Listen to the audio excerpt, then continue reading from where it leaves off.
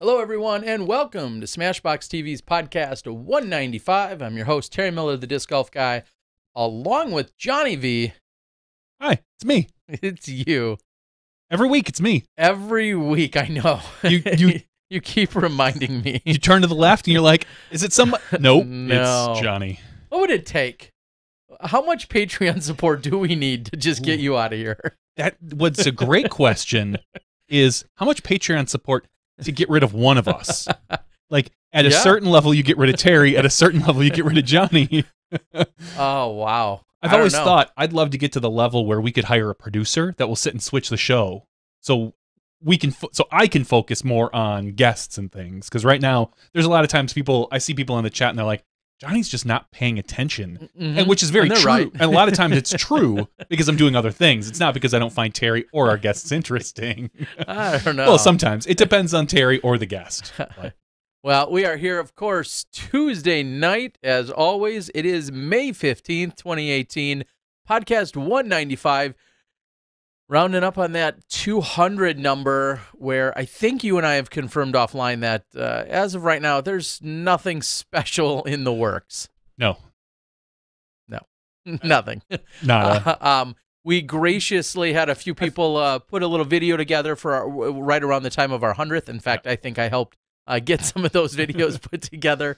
I think that's the whole producer thing you spoke of. And that was Worlds 2016. I remember it was AM Worlds 2016 as we were rounding that number. And right now, just gonna keep going at it. Yeah, I always think, like, we can't really celebrate every milestone, because we celebrate every 100. And then we celebrate every year that we've been on the air, and we celebrate, like, 200 is cool. It's great. Congratulations to us, but yeah. Well, let's see if we get there first. That's true. Maybe we're getting got ahead 5 more episodes. We are getting ahead of ourselves. Of course, tonight, as every night, just like they say on the late night talk shows, they always say, we got a great show for you tonight. Some shows are greater than others, though. But tonight should be a good one. We're going to have, of course, our updates from Dynamite Dana Vici. I think he's got some great stuff to talk about, including his performance, where he played in an A-tier himself this weekend down in Illinois. Then we're going to catch up with Doug Bjerkaas, who's going to talk to us about the Dynamic Disc World Match Play Championships presented by OGIO. And there was a little conversation about that a few weeks ago. Well, there's more details out there, and we want to make sure all of our Smashies know every single detail. So we're going to grill Doug on all of those details. And then we'll go out to the West Coast, where we'll catch up with one Valerie Jenkins from the PDGA Women's Committee, along with the Women's Global Event Committee, and we'll check in with Valerie Jenkins, and we'll get a very extensive recap of what we saw at the Women's Global Event this weekend. So, yeah, Dana, Doug, and Val, save the best for last. As always. So, look, the best part is Val's on the West Coast usually, so if we go a little late, it doesn't bother her nearly as much as it might bother some of our guests, maybe on the East Coast, or Central Time, or Mountain Time. Or wherever. So I'm not sure what's going on, and we'll get the details from Val. I think back to almost 2 years ago to the day was not only the day that I received this computer. I had ordered a brand new computer for doing some editing as I was out there for Masters Cup, but there was a gathering or a party of sorts in which I opened up the computer, and then we ended up doing the podcast. I was remote, and I did the podcast from there. We were at, I believe, I don't know if it was Tom Scott's. No, it wasn't Tom Scott's house. It was someone's house, if I recall, out at just before the Masters Cup took place. And it was a little gathering for a lot of people, and it was a really fun environment and atmosphere. So I'm guessing that may even be happening tonight out in California as well. So funny to think that was just 2 years ago. All right. Cool one wants to know, if I give you my cell phone, can one of you text me when Val comes on? No. We're not that kind of service. No, as great as that would be, can't quite do it there, cool one. Can't quite. Maybe someone on the chat board for a price. Well, make friends with that's a whole somebody different out there. Patreon level. Yeah, exactly. All right. I think we are ready for none other than a red-bearded Dynamite.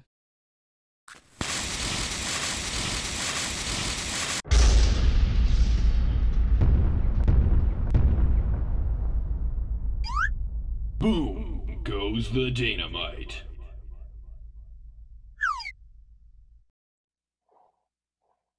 Dynamite, how we doing, buddy? Doing good. I'm doing good. Kind of surprised to be here right now. I heard over the weekend a ton of shows got axed. They weren't coming back, and I was really hoping SmashBoxxTV was going to be one of them. No, you're stuck with us. There were a few. Oh, it hurts me to even say. The Expanse, one of my favorite sci-fi shows on TV, got the hammer right now, and they're shopping it out to other places. But what a wonderful show, and it's it should be called The Expense because it's so expensive to produce, and sci-fi doesn't usually make a ton of cash. So, oh well. Dana, Bummer. if you weren't with us on Tuesday nights, what would you be doing? Oh man, I'd probably be reminiscing about the good old Tuesday nights. All right, exactly. I'm happy to be here. Well, thank you. We know that you're going to bring, as always, everyone anticipates, and then you stand and deliver on some high energy, some exciting updates and information from around the scene of disc golf. So what do you got for us tonight? Well, of course, the story of last weekend had to be the women's global, but I'm gonna hold off for Val Jenkins. Let her take the lead on that. As you alluded to earlier, I played an event this last weekend here in Illinois, Clash at the Canyons. An event I almost came down to join you at, but ended up just not doing it. Should have done it. It was a very, very well ran event. Steve Ratchin, tournament director. He's a very hard worker and he's a details orientated person. Had to make some moves on the fly due to weather, whether it was delays or the creek being flooded the next day and changing holes. But he even repainted OB lines after the heavy rain and the creek moved, and then had temp holes ready to go and in place. But all in all, really good event. It was a 2-round, 27 holes per round event. I myself threw way too many times over those 2 rounds of 27. We played the short tees and then we played the long tees, and it didn't seem to matter what tees. I just wasn't putting. It was, if you guys, I don't know if you remember, you might remember when I played in the Pro Tour finals. No, I try and block out the bad and have a short-term memory with some of that. What happened there? I don't know. I was asking if you guys remembered. I don't. No, none of us. I believe as a disc golf community, we've completely erased that from everyone's memory. No one even. Were you? Was that a foursome? It was like a Men in Black pen. We just put up the little pen, and everyone just wiped it from everyone's mind. Yeah, it's like the person that got 4th in the Olympics. Do you really remember them? Like it's a great. You made the Olympics. You made it super far. You got, but you just didn't. You didn't medal. So that's I'm basically an Olympian. Is what I'm getting at. That's the caliber. Very much so. Athlete you guys are speaking with tonight. But anyways, so it was only a 2-round event, but 27 holes each round. Not an overly difficult course. Long tees are definitely tougher, which we played the second round. But only a couple par 4s, and a couple of them are, in that they're almost in that tweener range where the big arms are going to have putts for 2s. So, but fun course, Delwood Disc Golf in Lockport, the Canyons. Should definitely check it out. There's a pro shop on site with a lot of great discs and good selection all around. But the course does get busy, so keep that in mind. But on to the action. On the women's side, we had 5 open women playing, and Holly Finley came down from Wisconsin and got the victory.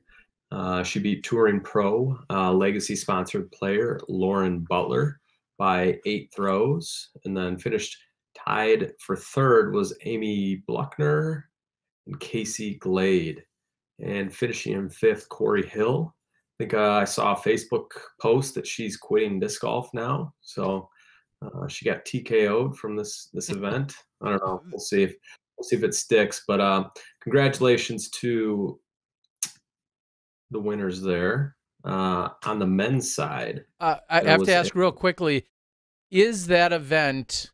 No, I think I'm going to know the answer because it's 27 holes per day. So that event, as great as it was not also doubling up as a women's global event due to the format. There's no way that it could be because you have to play all non-junior divisions, I believe, played 2 rounds of 18 holes. And so, interesting. Okay. Yeah, but there was a women's global literally 5 minutes away at Trinity Links at another course. If you guys, if you come down to play Delwood, the road Briggs Street, if you drive like 15 minutes, you hit 20 minutes, you hit 4 pretty solid courses with Delwood and Highland being the best, and then Lockport. Trinity Links is really good, and then Roundbounder Farm down the road. So a lot of really good golf there, and there was a women's global 5 minutes away on Saturday. But do you know how well attended that was? The one right nearby? I would guess probably less than 10. It seemed like I saw some locals went up maybe and played in the one that you were at, Terry. Sure. But I actually didn't have a chance to check out the results on that one, but I don't think they had a very big turnout. Gabby Aristoteus, I believe, ran it.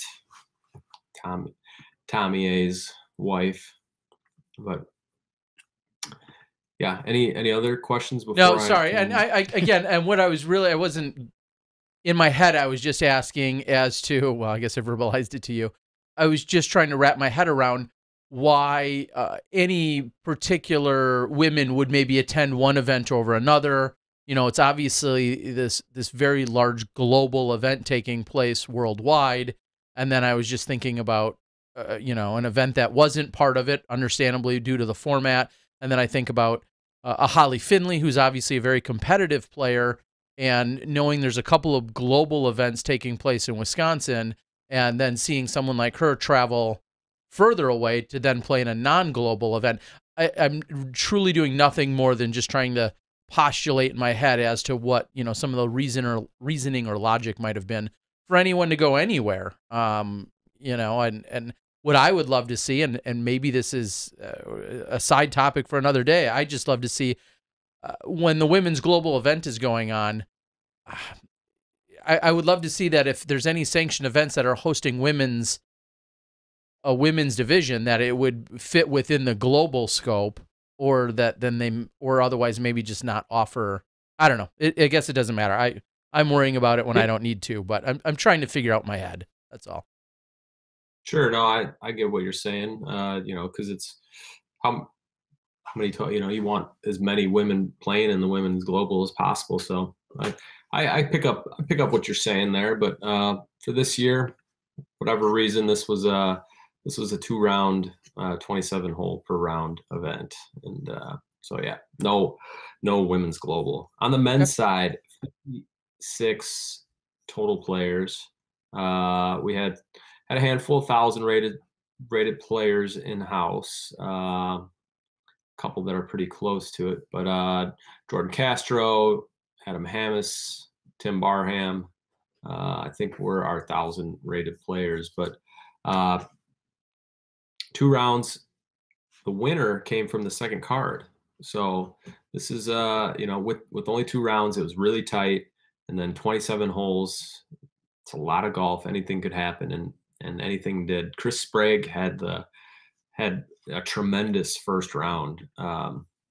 He shot I believe what ended up being a 19 under par on 27 holes for the first round. So which ended up being a 1046 rated round, but just absolutely shredded. That's some damn fine disc golf. But he had the lead going into day 2 by a couple throws over Edward Ward, or Eddie Ward, I think I might have heard him called, player out of Indiana.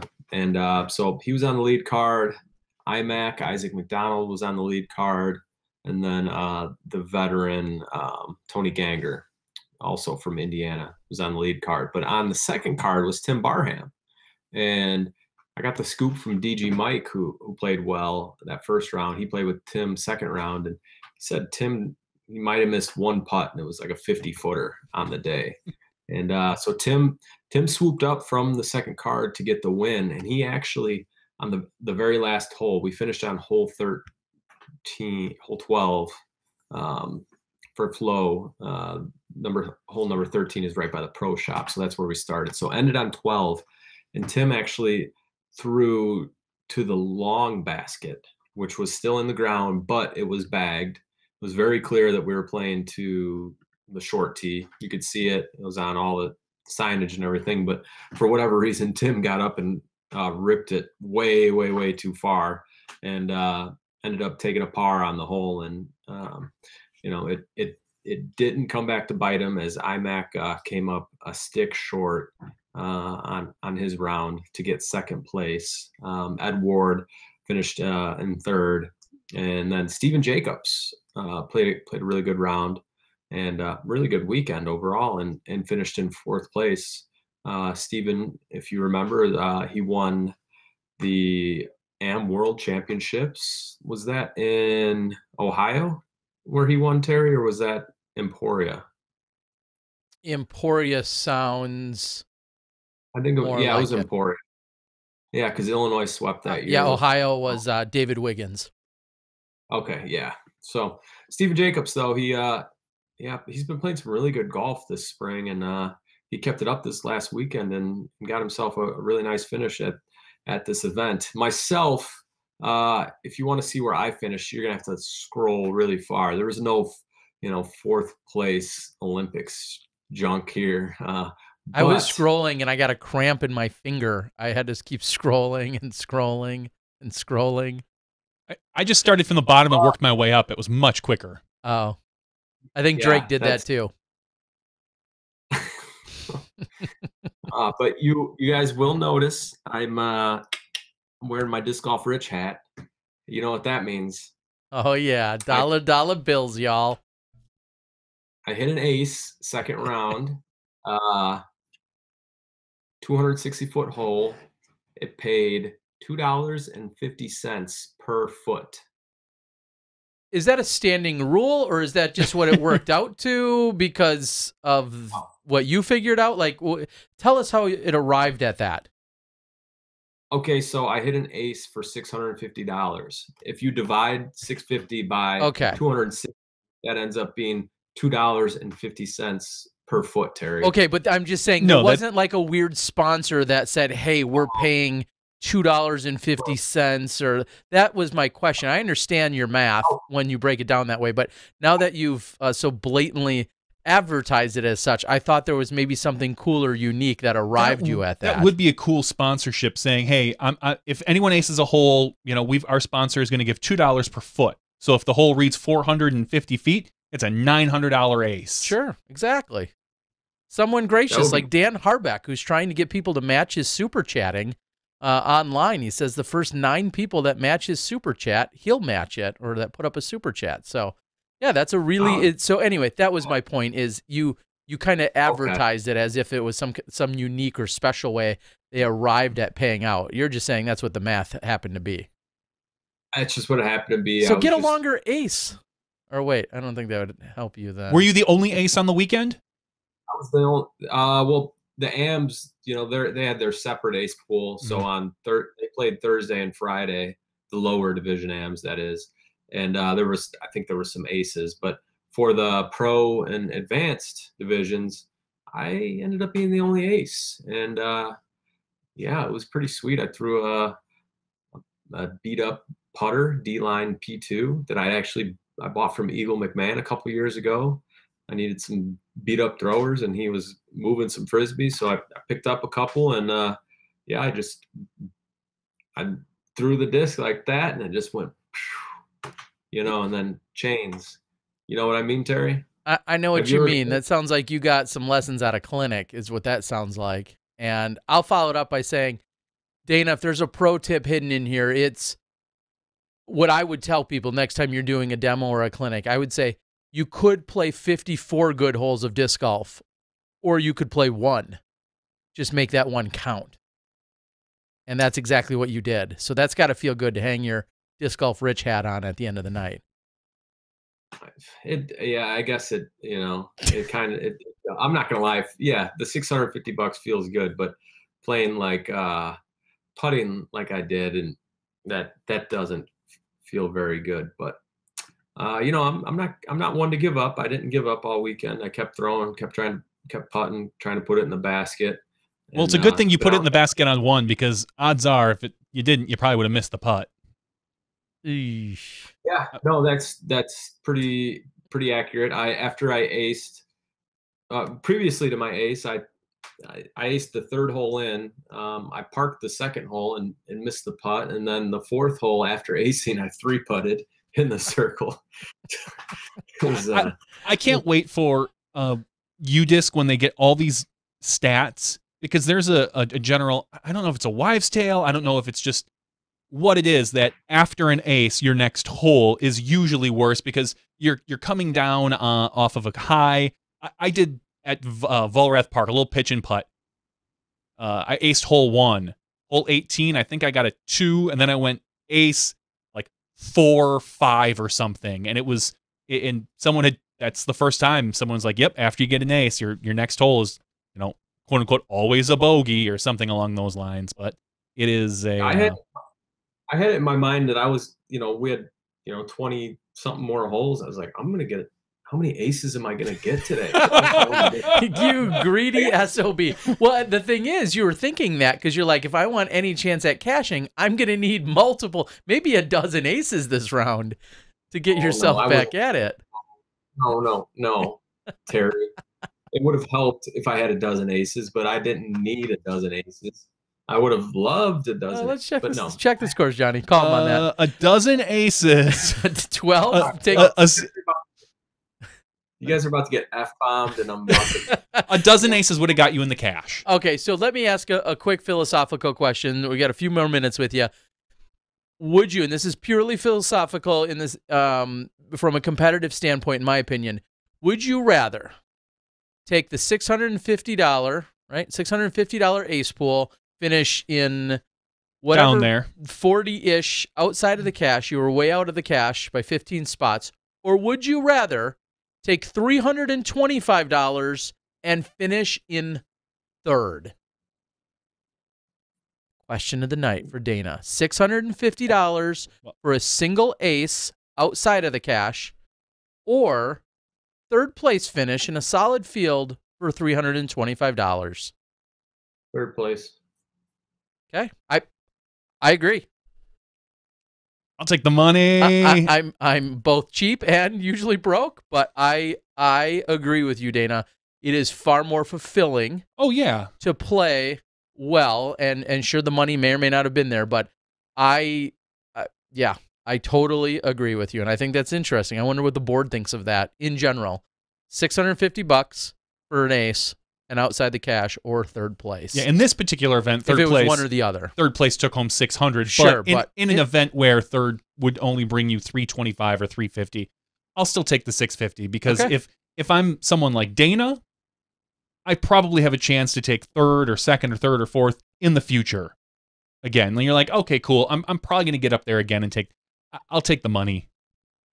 Okay. I'll take the money. Fair enough. I'm with Dana on this. So I think that it's a little bit more of the competitive spirit within you. And it doesn't, the ace, some would say, was maybe a little bit of a mistake, or a little bit of luck factored in. It was one good shot. I think you'd rather have a whole weekend of better shots. Well, of course. I'm just saying, if you're going to trade off one or the other, I would take a third place finish in a solid field. So maybe if third place had a nice trophy, then I'd probably take that. If it's no trophy and it's just like, oh, you got third place, congratulations, pat on the back. What if the trophy was a disc golf rich hat? Ooh. Dana, how many of those are? All right, Dana. Anything else you want to share with us? Robert McCall. He was. There was a sighting. He was up in Illinois. Did you see the hair? I seen it. There was a big crowd following him. His round was covered first round on video. Sheesh. Yeah, he's something. That hair is real. Okay. Yeah, it was nice to see him. I was in and out of the event with it being close to home and weekend family and then Mother's Day Sunday, so I didn't get a whole lot of time to hang out and do some of the extracurricular stuff. But I did get to catch up with him for a minute and say hello. It was a pleasant surprise to see him, and I think he's finished somewhere right around the top 10. Yeah, he finished in 10th place, so not too bad of a weekend. He averaged just about 1,000. So I would have taken 10th place. Shoot, average 1,000 and make. Robert got $255. I would have gladly taken 10th place over the no cash and the $650 ace. But okay, no, that's good. All right, Dana, we're gonna close out by giving you a little platform here for your amazing and supportive wife, and then I know you have 2 children now, but your wife plays disc golf, not as frequently as I'm pretty sure she used to. Any mom stories or super shout outs for your amazing wife and mother of your children? Oh man, yeah, big shout out to Ash. You guys have heard me complaining about not sleeping over the last 5 months since Lucy was born, and she's sleeping less than I am, and she's definitely not complaining. Where I'm very complaining and salty and cranky, but yeah, she's something, and she let me head out on Mother's Day, play a tournament. I was able to get into the Mother's Day action in the morning and in the afternoon after the event, so that was a little saving grace. And Edith, Lucy, and I got her a really good gift. An ace? She needed basically my ace is gone. Oh, wow, that is a nice gift. Yes, it is. No, she needed a new phone, so we got her an upgrade. All right. What did she get? The iPhone 10. Oh, very nice. Wow. Disc golf rich and then some. Get them while you can. They're going to discontinue that model, and they're going to go with something new come September, but who knows? It's a nice one. Yeah, I'm gonna be paying for it for a while, even though I got that 650. Yeah. What's the next event we're gonna see your wife competing in, Dana? Oh, that she actually really wanted to play one of the women's globals, but with me playing Saturday wasn't really doable, and then she doesn't like Trinity Links where they were playing the event, so she didn't really make an effort to get babysitters or anything, but I know she would love to play again. Maybe the Shanahan Classic, which is our hometown-ish tournament. It's about 10 minutes away. I don't know. I think I'm gonna have to step up and run a women's event one of these days, and kind of give back and give her an event to play, and the other women in the area, and try to grow that side of the sport. And but yeah, I don't know. Maybe we won't see her play. I don't know. She's pretty good though. She's a gamer. She is. I know. That's. I think at the rate things are going, maybe you should stay back and let her have her head out to the event tournament scene. Oh, I keep acing for $650. That's true. You're on pace for at least a couple more aces this year. Now, if I could just get one on film, get on Sports Center, then I'd really be disc golf rich. You would. But all that extra money that doesn't come in for any of us when it's featured on Sports Center. Contrary to belief, there's no financial gain or compensation for that, as some may have thought. All right, Dynamite, we are going to let you go. We appreciate the insights and the info. We're going to catch up with Doug Bjerkaas, and we appreciate getting the info from your event where you were this weekend. And like you said, we're going to have Valerie Jenkins give us hopefully plenty of info from the women's global event that consumed most of the country and the world this weekend. And we're excited to hear more from her directly on that stuff. Get in on that match play stuff, Dana. If you get all aces, you're probably going to win. Maybe. Yeah. All right, Dana, Mike. We appreciate you being with us, buddy. We'll catch you next time. Thanks, Dana. Good night. Disc Golf Rich. All right, Dana Vitchy.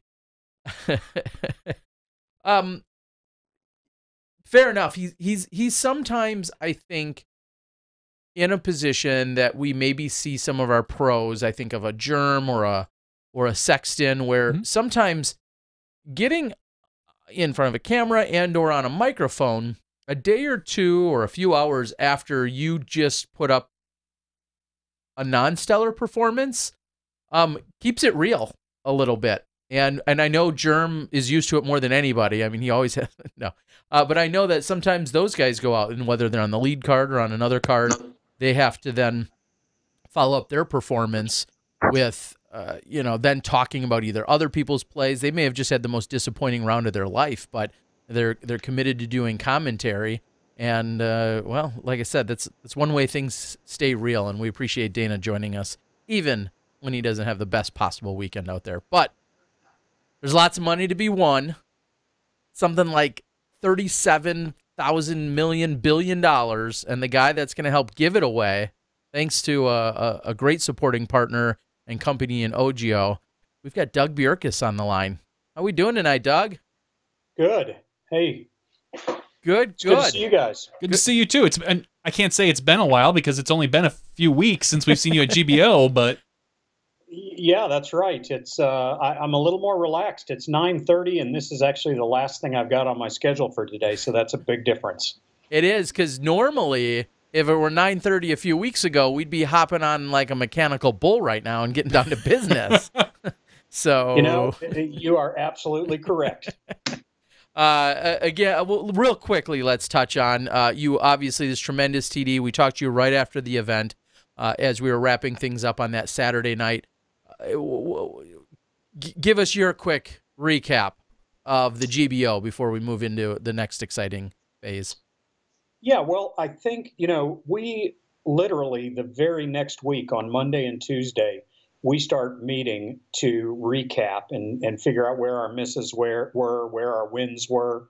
I think overall, it was a great event with a bunch of little misses that we're going to just improve on next year. And, we're always in the business of trying to get better with each year. And with the team we have, I think that's going to be something that we'll be able to make it even better next year. You're going to rope the island next year, aren't you? We may set up a commentary booth up on some tower right behind the island for you Oh, guys. that would be great. Perfect. So we get a bird's eye view standing there right there. So name one little thing. I mean, and you guys are probably harder on yourselves than you even need to be, because I know you're always striving for excellence. But name one or two little things that kind of come to mind where you're like, yeah, we think we could improve on this small aspect or component, or maybe large. Oh, well, personally, I think our biggest miss was Swope Park in Cottonwood Falls on Thursday for the FPO field. You guys probably heard at the player meeting, Boyce Baumgartner, the former mayor of Cottonwood Falls, was a huge supporter of getting that course in and supporting our event, and basically laid out the red carpet and said, hey, whatever we need to do, we're going to do it. Unfortunately, he passed away, and we did have some difficulties working, finding the right people to work with down there. And I know that in particular, it just broke my heart because, as you guys know, how near and dear the FPO field is to me, and promoting that and growing that, to have a baseball team practicing on the field during that round. One of the things I always tell new TDs is, man, make sure you are the only ones using that course. And sure enough, there was some miscommunication. And to me, that was the biggest miss, is that you for an NT, for the FPO or the MPO, and this is why in the long run, I think that the future of our sport, these single use courses where they're not shared by other things, really makes a big difference. But that to me was the biggest miss, and then closely followed by the fact that we didn't have good Wi-Fi at the Boyer building to support the daily recap show with you guys on Friday night at the bonfire. So if we can fix those two things, I think our tournament rating goes up, maybe 8 or 9 points. Wow, it was Certainly. all around. It was awesome. And if there's one place people could use a little reprieve or a break, and it's probably us talking on any given night. So we'll get over that. But yeah, next year, and you said it, the bonfire, had moved from behind the distribution center over to the Boyer building, where there was this really big field, along with plenty of room for night golf and extracurriculars and band and live music and all that stuff that was going on. So to have it out there, I think, is a really, really great place. And then next year, hopefully, like you said, we have Wi-Fi, and it will make for another great location to have a nightly recap. So we do look forward to it.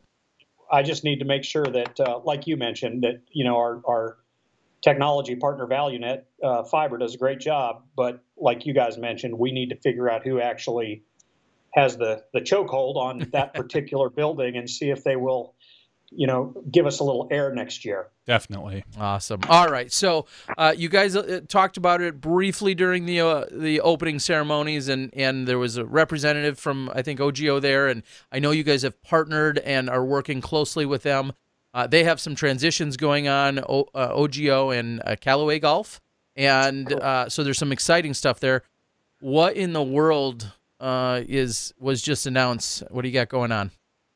Well, several things with OGO. One is the OGO ambassadors, where they are looking for disc golfers to represent OGO, and there is a portal on their website where they are looking for disc golfers to kind of wave the OGO flag. Second of all, they are many people might have heard of the Petco Stadium par 3 9-hole ball golf course that gets put in, very similar to what we've done with Factari. I believe you won a CTP at one of our stadium events, maybe last year in Nashville. But they do ball golf in the Padres Stadium in San Diego, and since they are so closely aligned with Callaway, there's going to be a disc golf hole at that event, which is really going to be some good exposure for our sport with traditional ball golfers. But I think the most exciting thing, as far as I'm concerned, is that the folks at OGO wanted to throw some money towards disc golf, and we talked about several different things that how that could take shape. And with the success of our amateur match play championships, we thought, man, why don't we do a professional match play bracket that fans can follow over a 4 or 5 month period, and put the money towards that. So with that being said, the Match Play World Championships will kick off on June 2nd. They'll end on November 1st. We'll start with 64 players, and the final 8 are all guaranteed $1,000. The final 4 will take $3,000 for fourth, $5,000 for third, $10,000 for second, and our champion will walk away with $15,000. So we're pretty excited about that. It also creates a whole new opportunity, I think, for watching disc golf. So often we're watching traditional stroke play tournaments, which I think are the backbone of our sport. However, watching some match play and following this bracket over the next 4 or 5 months, I think, is going to be exciting for fans.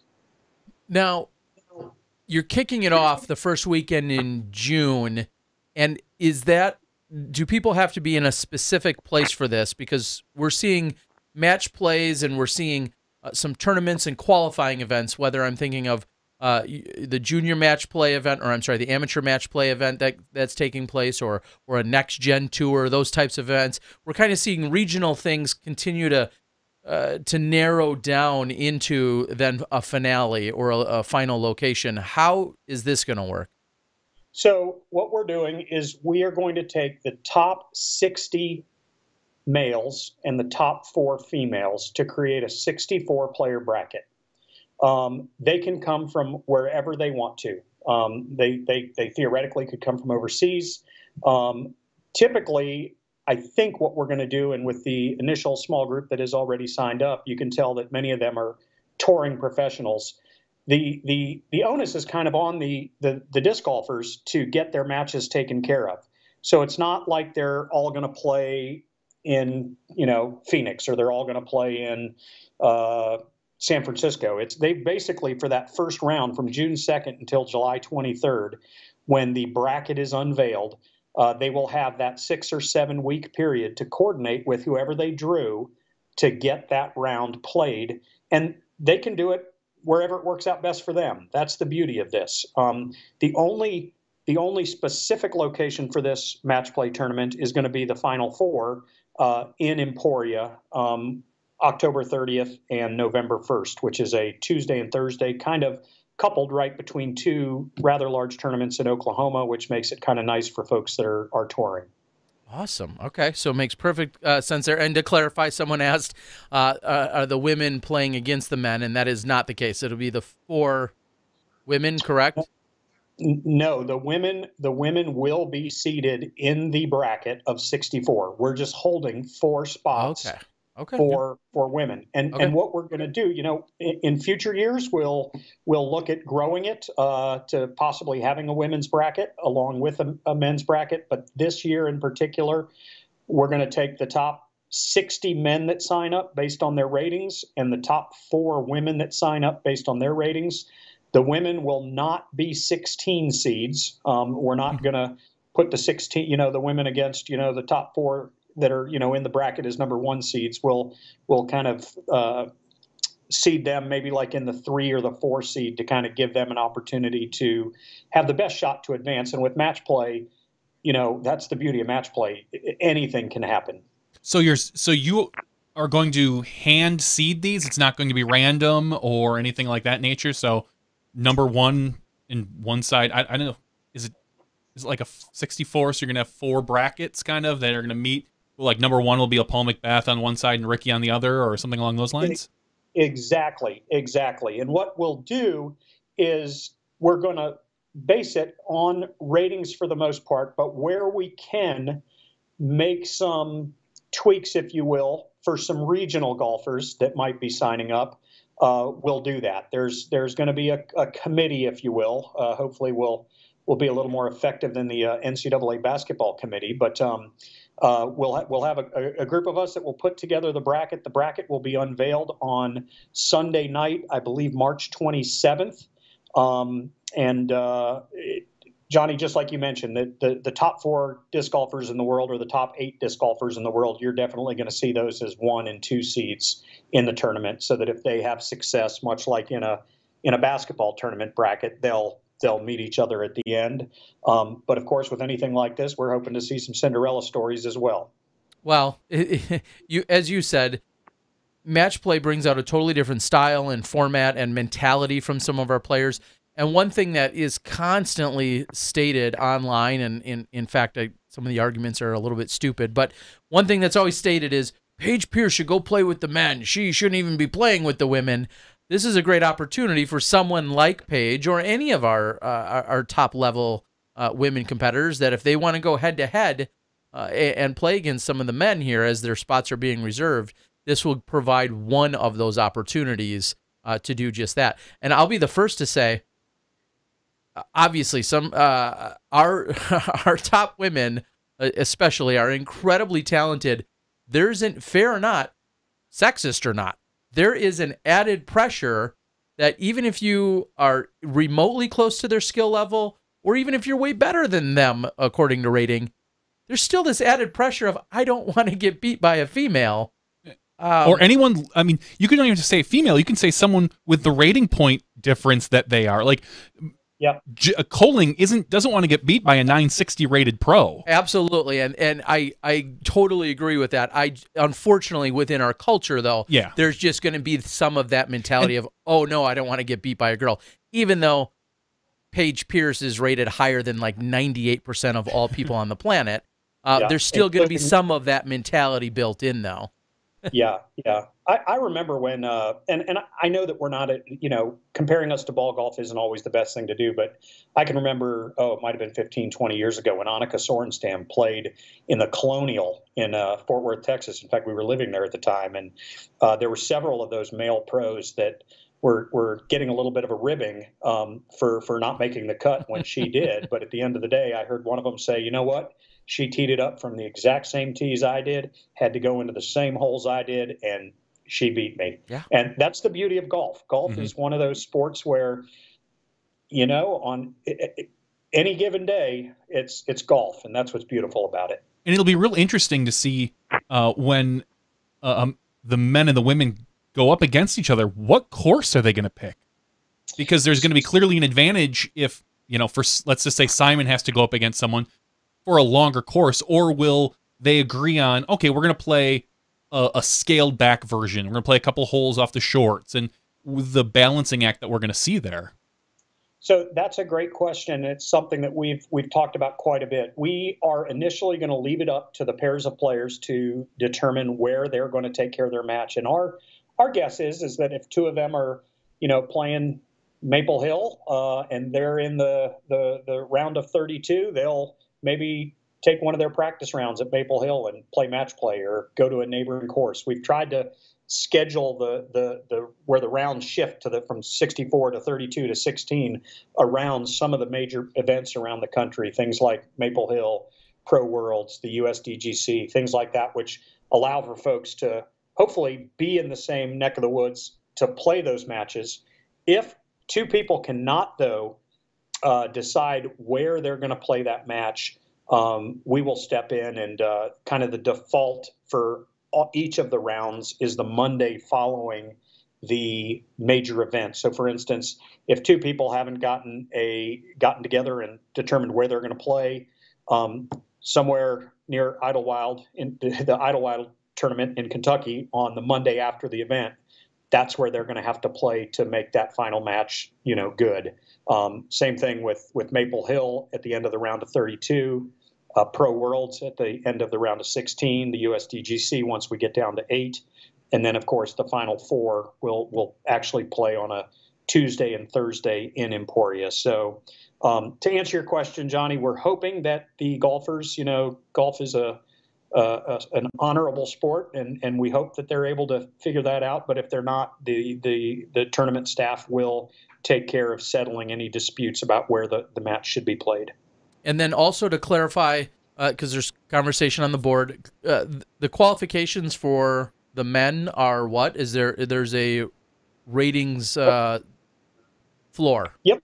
You have to be rated 1,000 or higher to register. If you're MPO, if you're FPO, you have to be 920 or higher to register. Okay. And what we're going to do is we have a cap on Disc Golf Scene where folks can register of 60 males, 4 females. However, as soon as number 61, let's say for the MPO, signs up and they're rated 1021, we are going to immediately refund the lowest rated registrant so that we truly do have the top 60 male professionals playing in the bracket. So, and that's very clearly outlined. So that's how the registration goes. You got to be 1,000 or higher as of the April 17th update, I believe it was, and for the women, 920 or higher.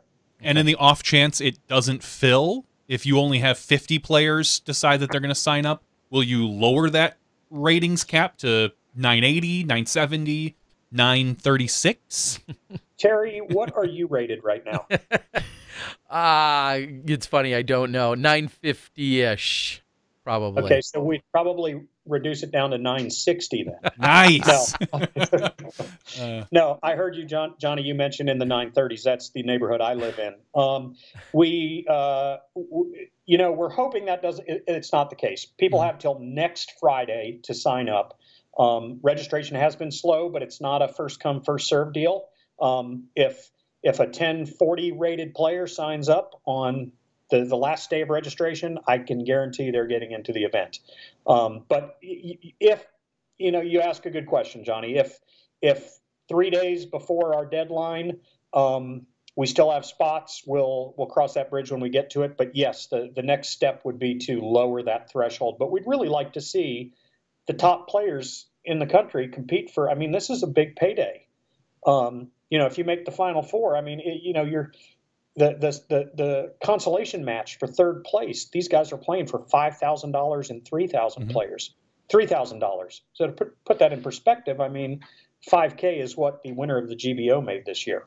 Well, and also a little housekeeping there. The entry fee is a measly $150. Yep. So it's and that's just a one-time fee, correct?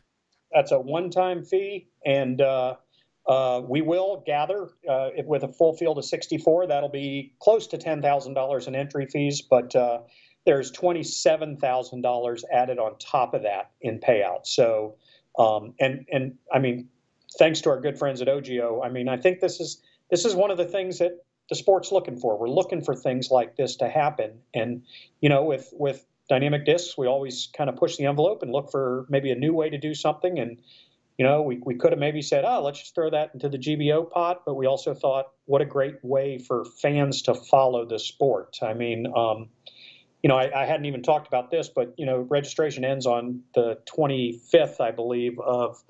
I don't even have a calendar here. I'm at home. I don't like calendars at home. I've got 6 of them at work. But the registration ends next Friday. We unveil the bracket on Sunday. And then our good friends at UDisc, and those guys are rock stars, will have a bracket where, much like on ESPN with the NCAA, people will be able to log in and click who's going to go through in each bracket. They'll get points for how they make their picks, and we've got some great prizes for the folks that pick bracket, who does well in the bracket as well. I back to your original question. I'm hoping that pros sign up and we don't have to lower the threshold. But if we do, I mean, that's something we would consider. It's just a better Cinderella story. Yeah, yes, it is. Wow. So there's a lot going on. And of course, again, some of the questions could be, does it matter if it's just the 2 that go out and play? Someone may say, there could be a ruling discrepancy or a challenge that could happen there.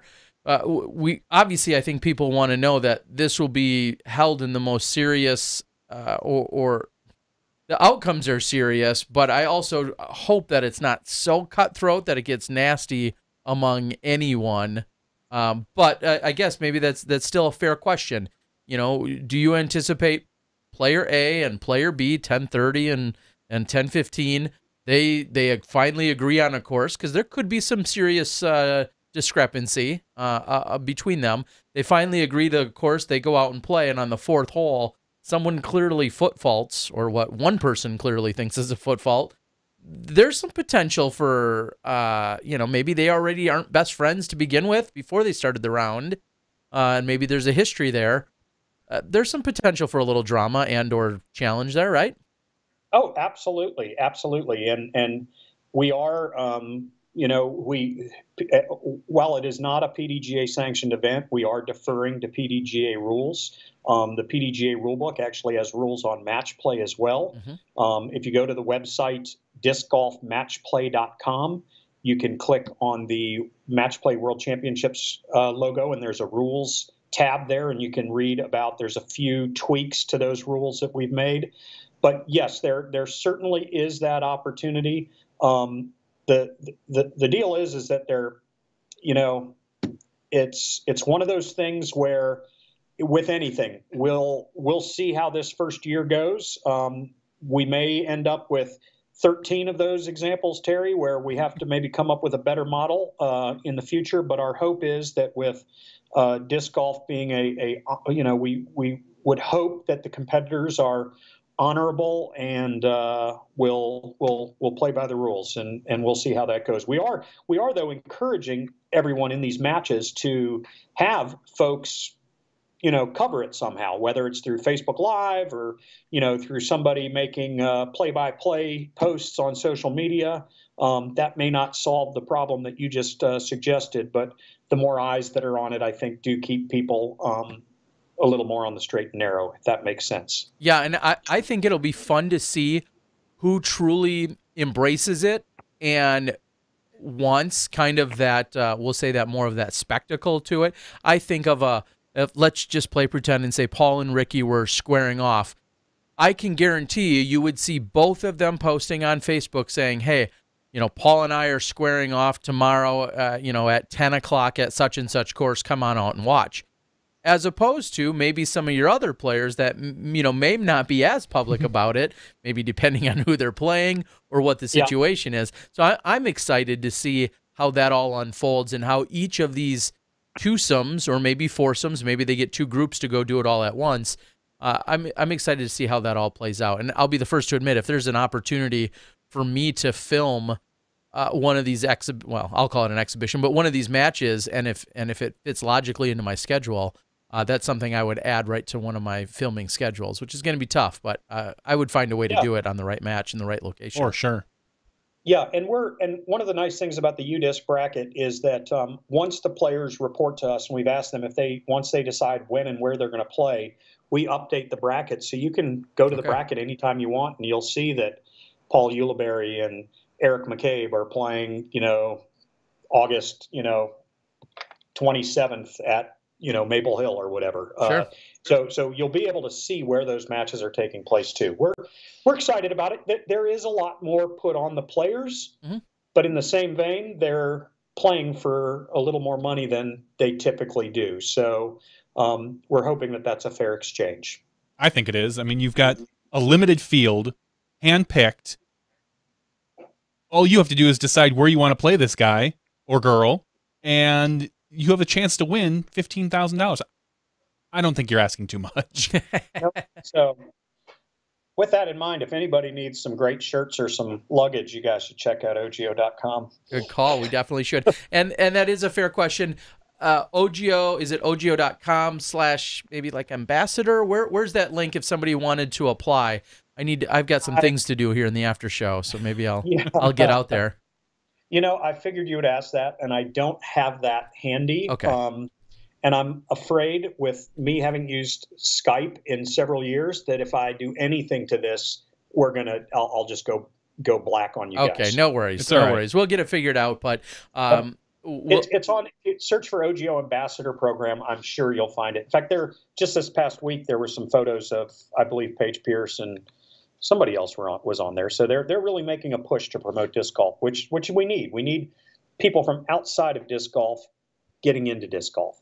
Yeah, we can't say it enough. And what you guys have done with, working with OGO over the last few years and the development of the bag line and all the things that DD continues to do, I cannot be more excited about the idea of those outside companies coming in, teaming up with disc golf, finding out where the union is between the disc golfers and the outside world, and how a company can integrate. And you think, of course, to like Azuka, who we're making travel bags, travel cases and carry along bags, and now someone like an OGO who's does everything, all the amazing things that they do as well. It's just, I love seeing that, and those are the strongest relationships that I think we all need to support and foster and continue to have them thrive, because that's what's going to get us to the next level. As I'm thinking about my D-Curve sunglasses that I'm wearing, and D-Curve, another company,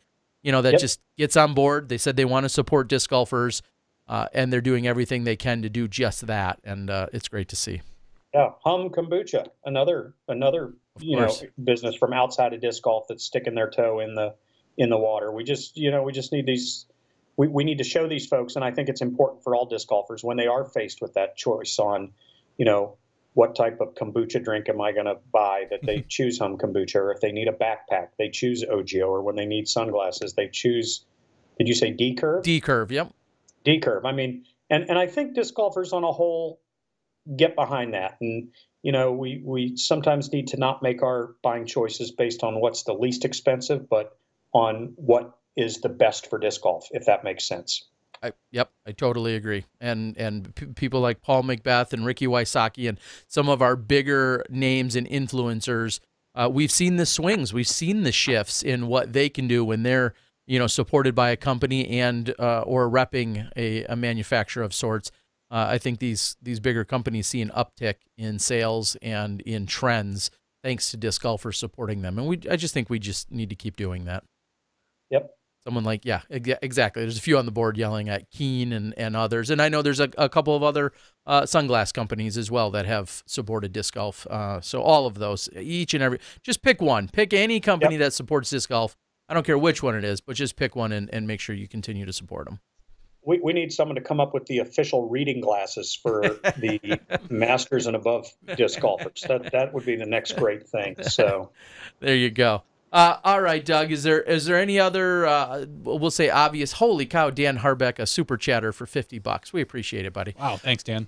Is there anything else you want to clarify? Where should they go if they have other questions or follow-ups? What are the deadlines? And any final clarifications out of you? Discgolfmatchplay.com. If you head to discgolfmatchplay.com, that is where you will find a lot of your information.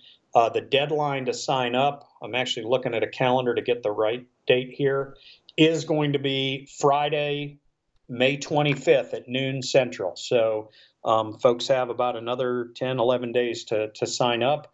And then I'd encourage everybody that is not going to play in the event, and that's most of us, that we will do our very best to broadcast as much as we can the week prior to the bracket starting so that folks can make their picks. That's going to be super exciting. That'll be on UDisc. Again, you can get more information about that at discgolfmatchplay.com.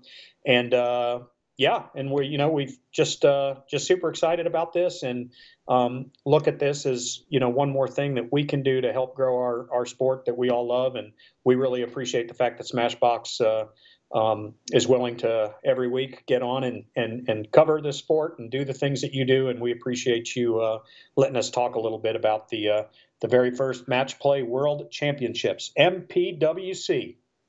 All right. Well, we say it all the time, and we're about to follow up with Val, who obviously had this massive effort take place this last weekend, and her vision, along with the others on the committee from the Women's Global.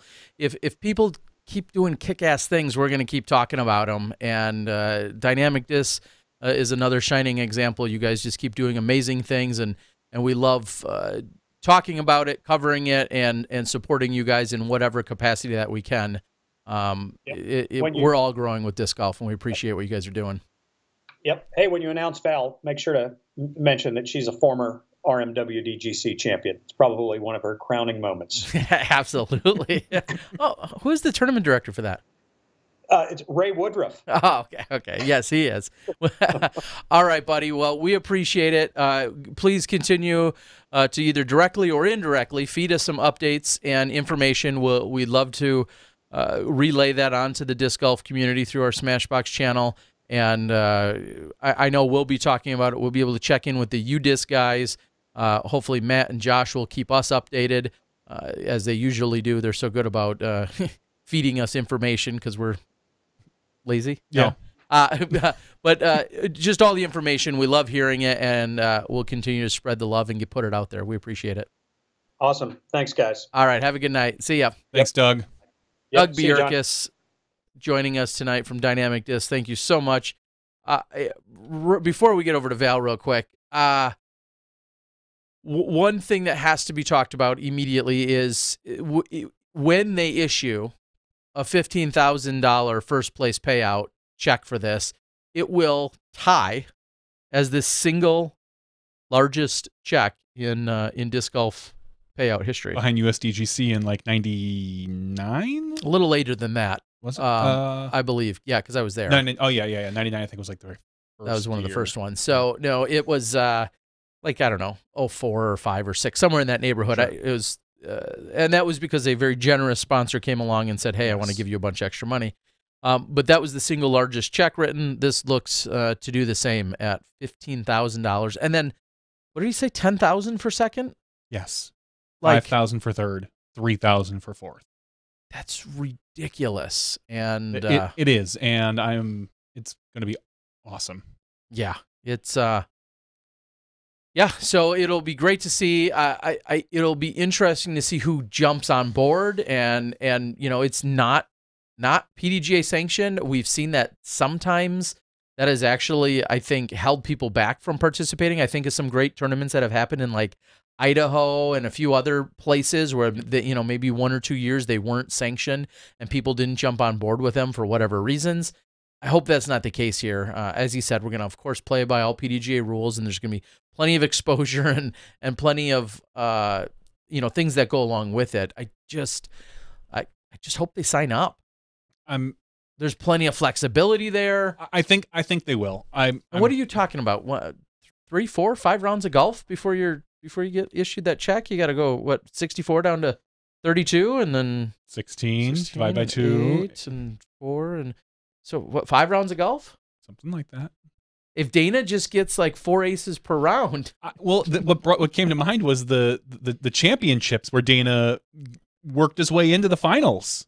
I mean, that's not unheard of. And in a match play where the mentality is that things aren't building up, you can wash off a bad hole. You can take a 19 on a hole and just be like, all right, next hole, it doesn't matter. So anyway, before we get to Val, we were talking about UDisc and how generous they are with their updates. They sent us a little information and letting us know that they've added 2 more international events to the UDisc Live schedule. What? Yes, the Latitude 64 Toonie in Sippo, Finland, which is the biggest tournament in Europe, over 750 players. We're going to have a bunch of big names there like Ricky Page, Barsby, Philo, Cat, McCabe, Seppo, and the Canadian Championships presented by DD, where Page, Elaine King, Zoe, Nate Sexton, Lazat, and others are going to be competing.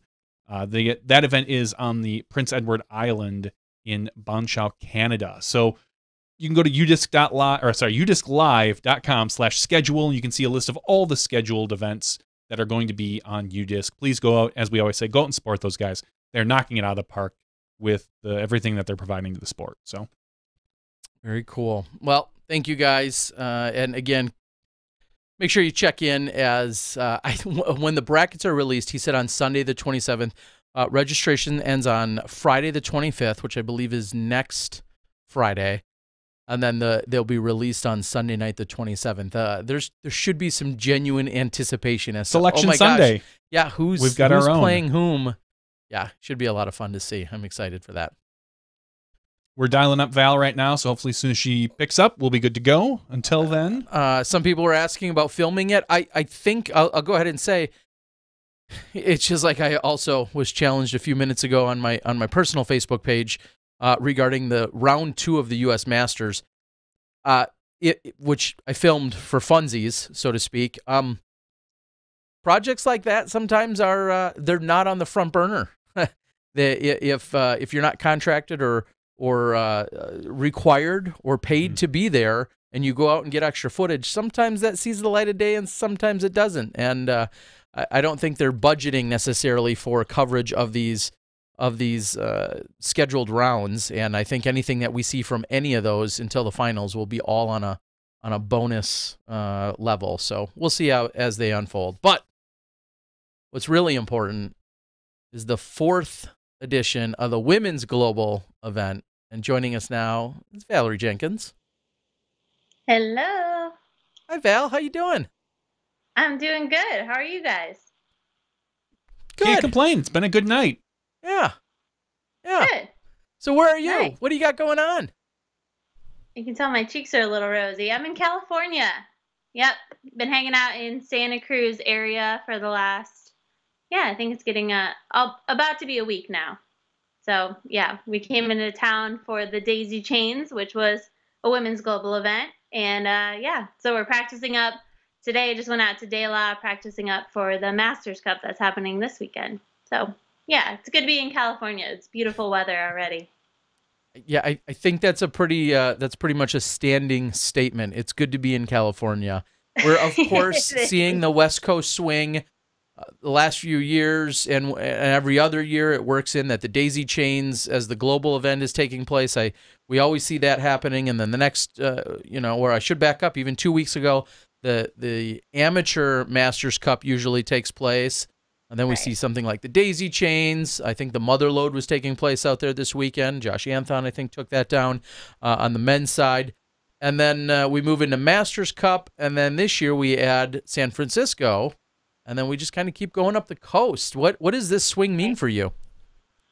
It's always busy. When we're on tour, we always say May is the month that we're in California. So the San Francisco Open is actually a new tournament that we will be playing, but in the last couple of years, well, not last year, but there was the St. Jude tournament that was being run for 2 years in a row. So we were here Daisy Chains, Masters Cup, and then St. Jude. So still with the San Francisco Open happening, we'll be here for 3 weeks. So May is a good time to be in California. Well, this weekend was again historic. The growth of this event. Give us some numbers. Some people are all about the numbers, but give us the details. Some of the numbers that we saw from this weekend. I thought you might ask, so I have it on a screenshot right here. Yeah. So basically, you know, as I'm gearing up for this year and working with the women's committee, you know, we have to set goals. So I was looking at our past numbers, and the biggest thing is participants. I feel like that's the biggest thing that shows our dramatic growth. And so looking at from our inaugural event in 2012, we had it was over 500 players, but around 500 players. In 2014, we had about 1,000 players. 2016, we had about 1,500 players. So going on that pattern right there, I go, well, why not shoot for 2,000? You know, we're already on that path. So judging off of that, I basically set goals for every other thing that we had based our tournaments around. You know, the number of events, we had states involved, we had countries involved. So I boosted all those up by 50%, and those were the high goals we set. The 2 goals that we met this year were in participants, which was incredible, and also in the number of states involved. However, we didn't reach the goals in the other 2 categories, which were countries and events. We did blow our numbers out of the water compared to 2016. So I'll run down the numbers for you. So participants, that was the biggest, most incredible thing. We had, I think at this point it sits right now officially, we have 2,105 participants that competed on Saturday, May 12th. So that was huge. The number of events we had 81 events, and compared to 2016, we had 59. So that's huge. That's over 20 events right there. Countries, in 2016, we had 10 registered. And that's been dramatically increasing over the years. It would 4, 6, 10, and then this year 14. And then the number of states in 2016 we had 26. This year we had 39.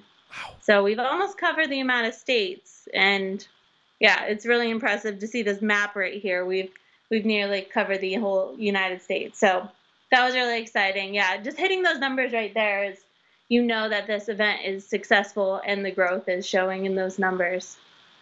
4,000 next 2 years.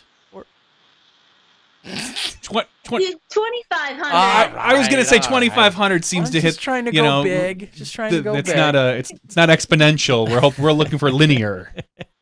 Yes. Well, I mean, it was a matter of a couple days right before the women's global event this year. We hit the 2,000 number, and then, I mean, it was the day of the tournament. We were at 2,100. And I was surprised that it didn't, you know, you have to have that little bit of buffer there to, you know, the people that maybe don't show or don't finish playing. And yeah, we hit right around that number. So that was really impressive.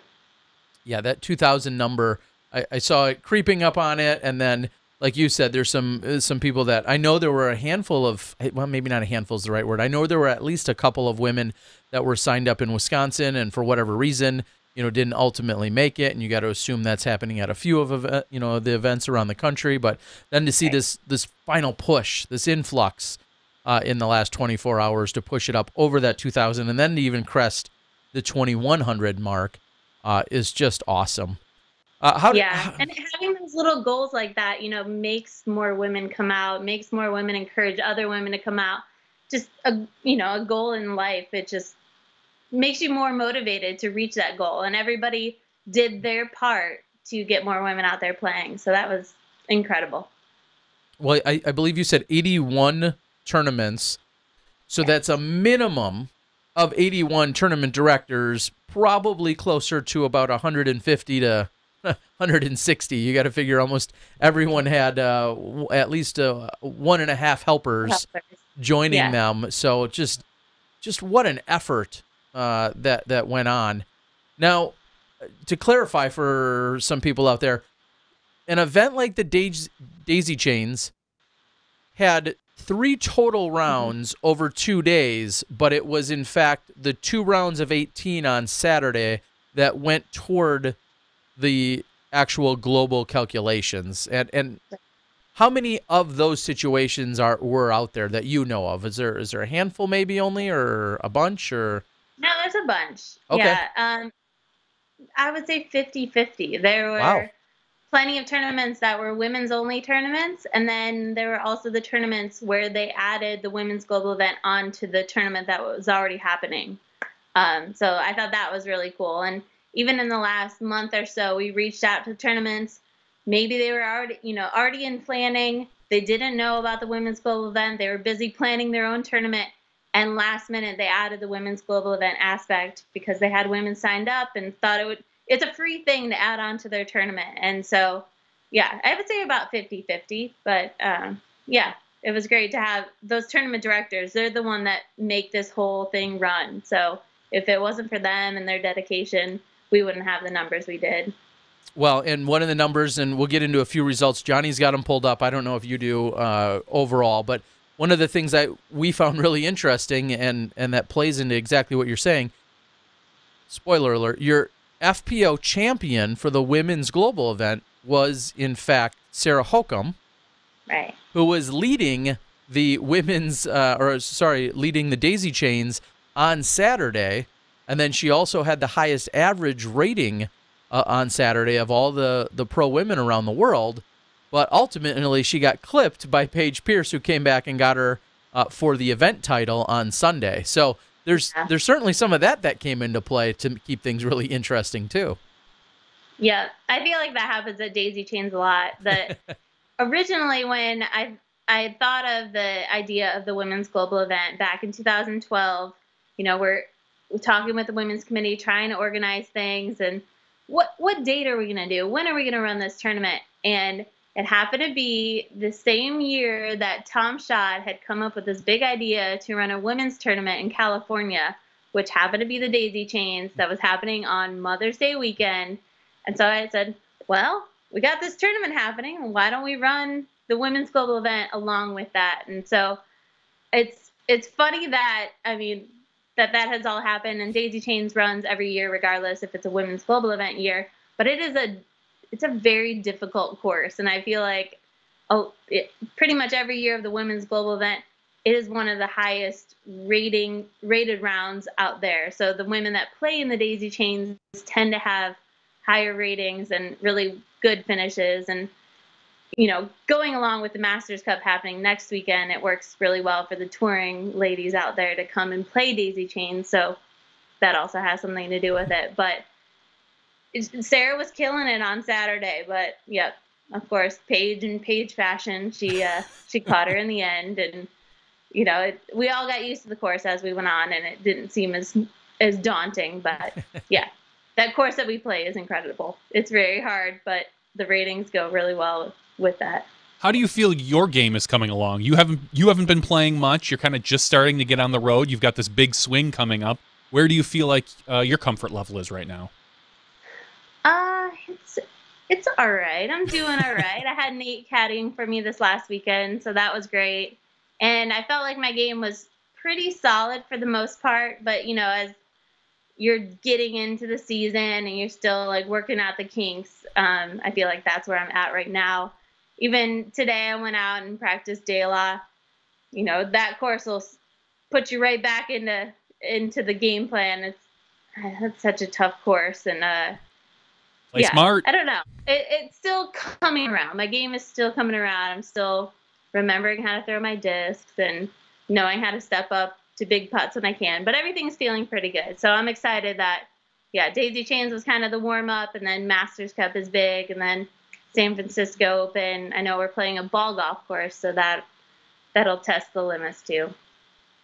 So First of all, someone had asked, was there any coverage out there? Was anyone doing any live or post-production coverage that you know of out at the Daisy Chains? Yeah, Central Coast Central was out Coast, there. awesome. Okay, yeah, somebody had asked on the board.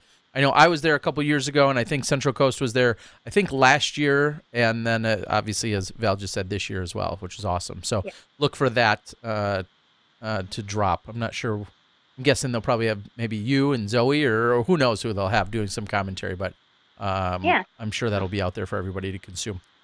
So as we real quickly, we'll read down a few of the results from your event. You were there, and then let's get into some global event stats. But at the Daisy Chains, Johnny, what do you got for us?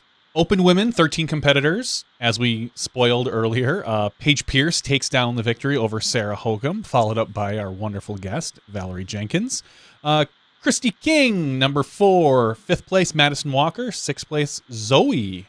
And then I believe there were 13 competitors. Yep. Moving down into the Pro Master women, taking down, no surprise here, Leslie Todd. She's been playing really well lately.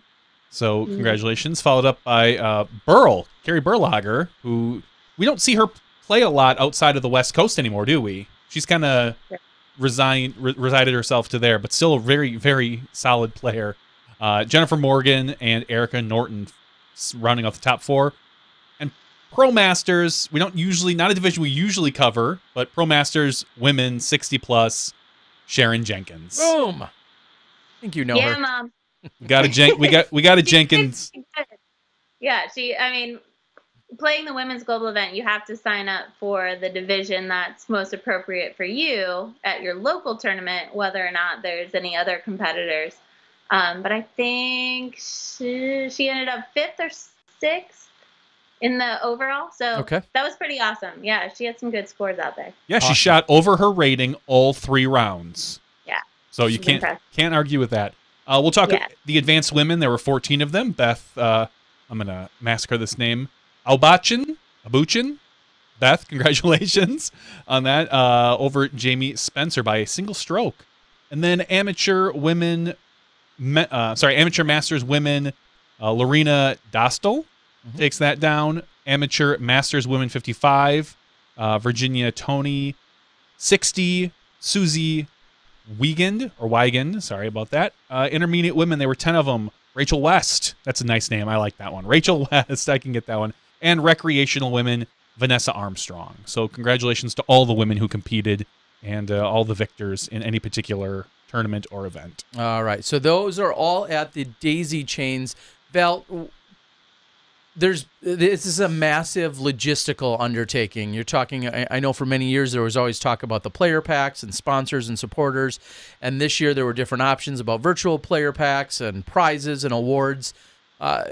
How did, and then I think we saw a big announcement, Zuka also stepped up in a major way and did they award a cart to every divisional winner for the event?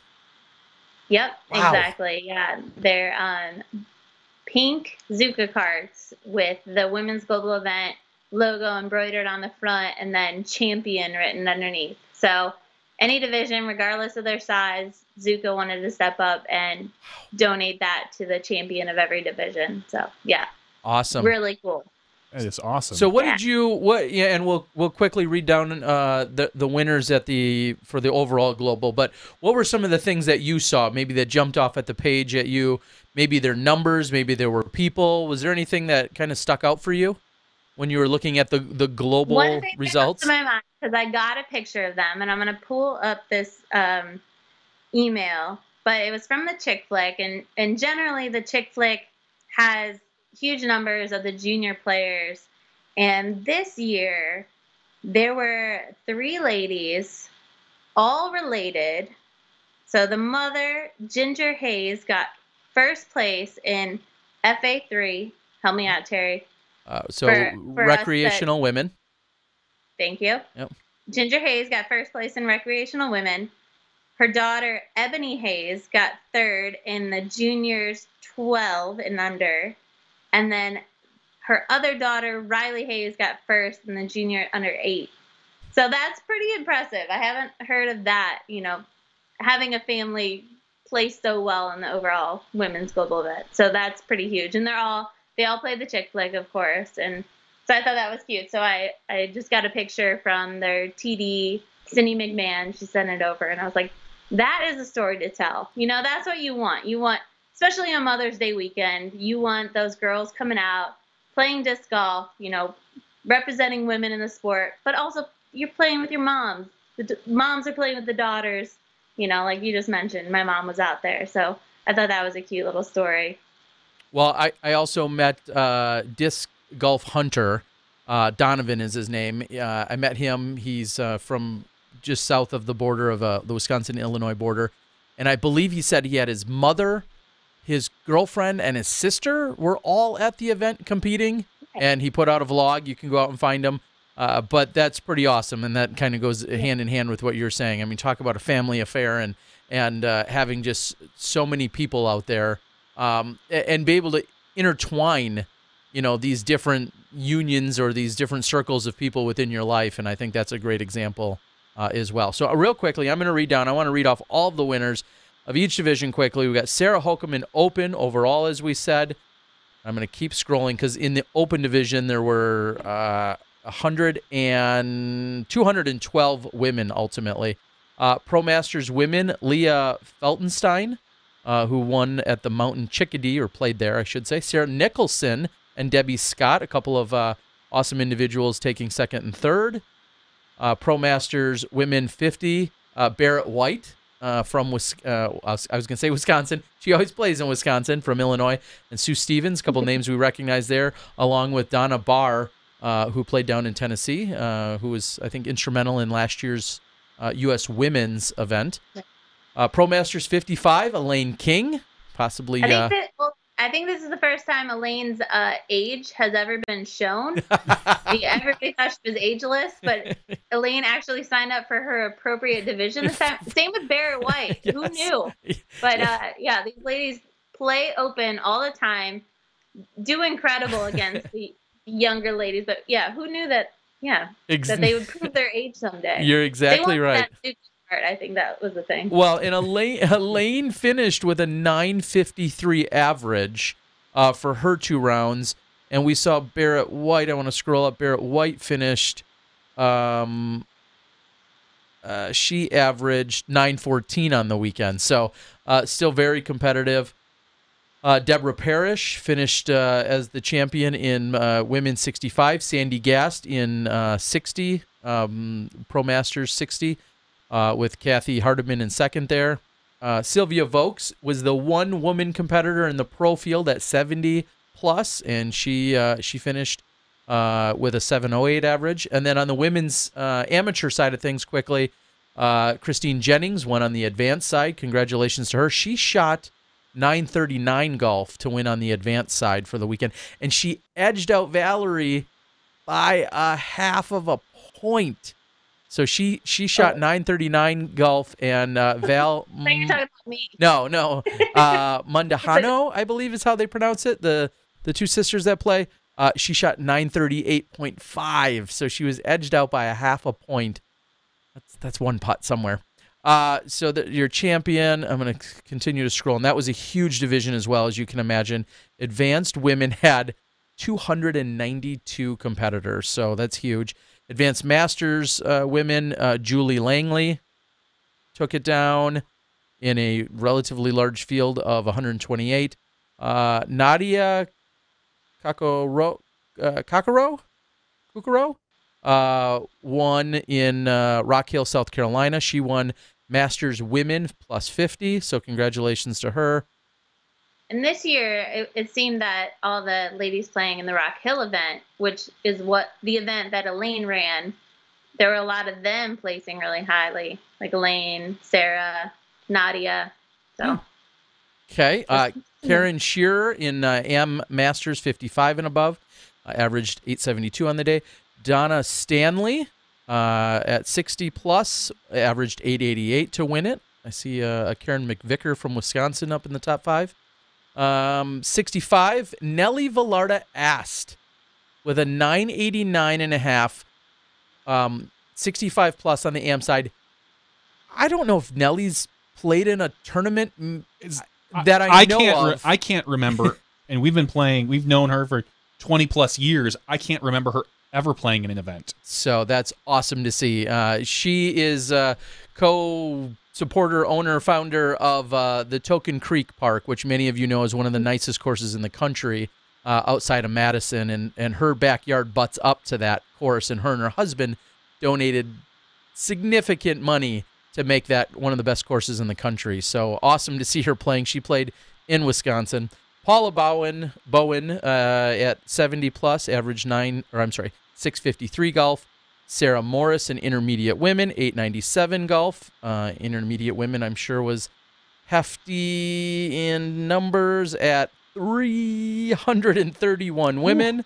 So that's a huge win. Recreational women, Ginger Hayes, 875 golf.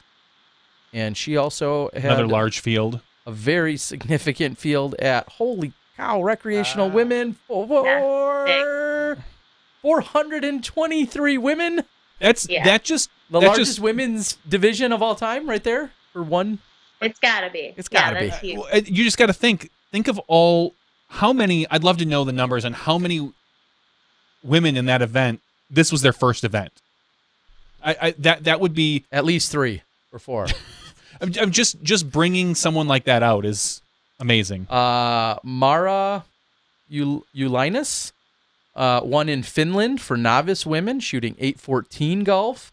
And in novice women, there were almost 300. There were 283. Esther Schultz won in Louisiana with 865 golf for junior girls under 18. Junior girls under 15 was Lydia Lyons, who you know from her incredible performance during the skins match last year at the Ledgestone when you get to keep picking partners, and Lydia was the superstar that did so much work there. And she also randomly came up to me at one round the year before that and asked if she could caddy for me. And I just pulled my back and I didn't even realize what was happening. And she asked to caddy. I'm like, yes, please. And I didn't realize what an amazing player she was, but she's been doing so great. 861 golf is what she averaged, and right behind her, Lucy Burks, who I know does a lot of good stuff and great work out there. She finished second at 831 for rating. Junior girls under 12, Cora Wadley. Looks like she was your champion. Junior girls under 10, Virginia Polkenhorn, under 10. Junior girls under 8, Riley Hayes, average 684 golf. And junior girls under 6, there were 3 of them. And looks like we had Oregon, Canada, and Texas represented. And Leslie Christensen took junior girls under 6. That's so cute. Awesome. Awesome to see. Yeah. Where did you? This year we had the junior girls under 12 playing just one round, and that's been kind of a discrepancy since the scores have been officially made. But we wanted these girls. I mean, 18 holes of golf for a girl under 12 years old is a lot of golf. 18 holes of golf for somebody that just learned how to play disc golf, that's a lot of golf. So we wanted to make it a little bit easier on these players. So I'm going to apologize officially to all the parents out there. The scores aren't ever official until we say they are. You know, the women's global event, we're waiting on so many tournaments to submit their scores.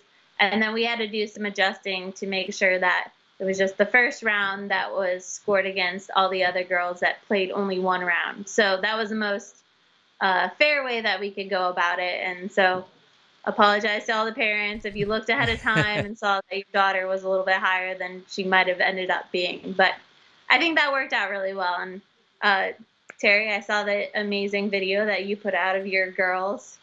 Thank you. It was so cute. Where did they finish? It's funny. I'll admit, Allison looked at it. I'm like, oh, don't be one of those people that's like looking at the ratings and looking at the stats. F5. But Allison did take a look, and I'll take a look as well so I can confirm. We only have winners on Smashbox. Hello.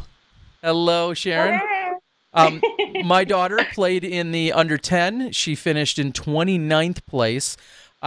she had an improvement. She played in the Rocky Mountain Women's 18-hole round where she had a rating of 57. On Saturday, she shot a 281 rated round. So significant improvement. So she finished 29th out of 47 women under 10. And then my daughter, Mackenzie, who's never played 18 holes of golf ever. That's what you said. Yeah, she's played maybe 15 holes ever. Yeah, she's hasn't played that much. Mackenzie finished 18th out of 22 women, and she shot a negative 244. It's the one place you can realize there is such a thing as negative ratings. Negative rating. I'm just the proudest, best moment. Not just that they played and they had fun and they were great spirits. The worst part of the whole day, unfortunately for them, was the second we stepped on the course, their feet were soaking wet. It had rained the night before, and we brought extra shoes, we brought extra clothes, we brought all that extra stuff. But the second they stepped on basically the first hole, though, their feet were soaking wet, and then they were wet for all 18 holes. We changed immediately, and everything was all fine. But half of my encouragement was just like, okay, just a few more holes till we get to change your shoes. And they were troopers, and I couldn't be more proud. Like I said, Mackenzie hasn't played a full round of golf in her life, so the fact that she made it all the way through, I'm just super happy for her. And I think Allie officially is bitten with the bug. She's only played 50 or 60 or 80 holes of golf in her life, and she wants to get out and play more now, so she's definitely hooked. Yeah. So. You know those two girls are going to be so competitive. Whether it's on the disc golf course or in front of the camera, I don't know which. But yeah, it took me until I was editing. And for those that don't know, Val's alluding to, I put out a video today on the Disc Golf Guy channel. It's about an 8-minute vlog, and it opens with them as we're pulling into the park. They kind of set up the day for you for the first 60 or 90 seconds. And then I show a lot of different things. It's certainly not shot-by-shot coverage of them just playing, but it's a lot of things throughout the day. And then I check in with them, and they provide some insights, and it's hopefully, I'll say this: if you're not at one point entertained or cracking a smile, then I'm not sure you know what the love of disc golf is. I'm biased, but it was really fun to make that video because there were a couple of characters. My favorite part was when Mackenzie was describing how she's talking about the hole she just played, and she's like, and I got a 6, and then Allie comes in and says, well, I got a 7. And then you're like, well, what does that mean? And Mackenzie goes, that means I get to go before her. It's like little highlights of that, or like, they make a good shot and they're dancing. It's like the inner girl in all of us are like, yeah, that's how it should be. That's what we should be doing out there. And it's cute to see, these girls coming out, not really being in the disc golf world or, playing a ton of disc golf, but enjoying themselves like that. So that was, adorable. Well, thank you. They had a good time, and we'll see. We'll see who's fighting to hold a camera or to be in front of a camera or to be throwing. Right. I think there's a couple of different competitions, as you said, that will unfold with them. They've watched plenty of other YouTube, not my channel, plenty of other YouTube when they're begging for likes and subscriptions before anything else. I think they've got it down. So Sharon, step into the frame. We got to see you again. How you doing? We were, of course, we're just glowing about your daughter's efforts and the entire committee and everyone else. What does it mean for you to see 2,000 women around the planet playing golf against one another this weekend? Well, I knew that time was going to come. I didn't know how many years it would take for it to happen, but it's such an accomplishment. I mean, 2,000 was huge. 1,000 was huge. And now we're up to 2,000. It's just amazing. I'm waiting for 5. What's going to be the step? 5, yeah. We have this is essentially a virtual experience with everyone from around the world. But what's the next step to getting massive fields and divisions all at the same property and competing against one another, in person? How do we get there? What do we got to do? Paid airfare, paid lodging, good child care, good food, good beer. Good beer. Child care. Okay. It's coming though. It was just like a dream a few years ago, but it's coming.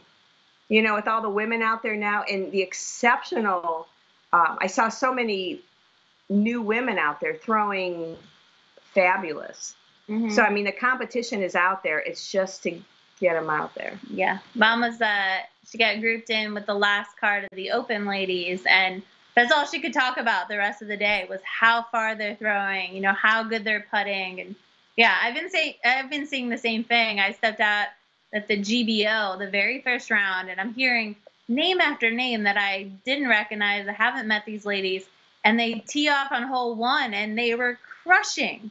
You know, it was many years. You know, you'd see a new player, and no, they're just learning. They're still learning how to throw. They're still getting a grip on how far they can throw. And these women out of the box, like, I never heard of them before, and they were crushing so far. And there were so many holes that I was hearing stories from the other ladies that play with these new players, and they're throwing way past these holes that never have been in my element, or I'd never been able to reach them, even in the good old days. But Yeah. yeah, so Which is really funny because I remember when you kind of broke on the scene again, you were the big thrower in a lot of aspects. I mean, it was Des and you, and that was like, wow, look how far those women throw.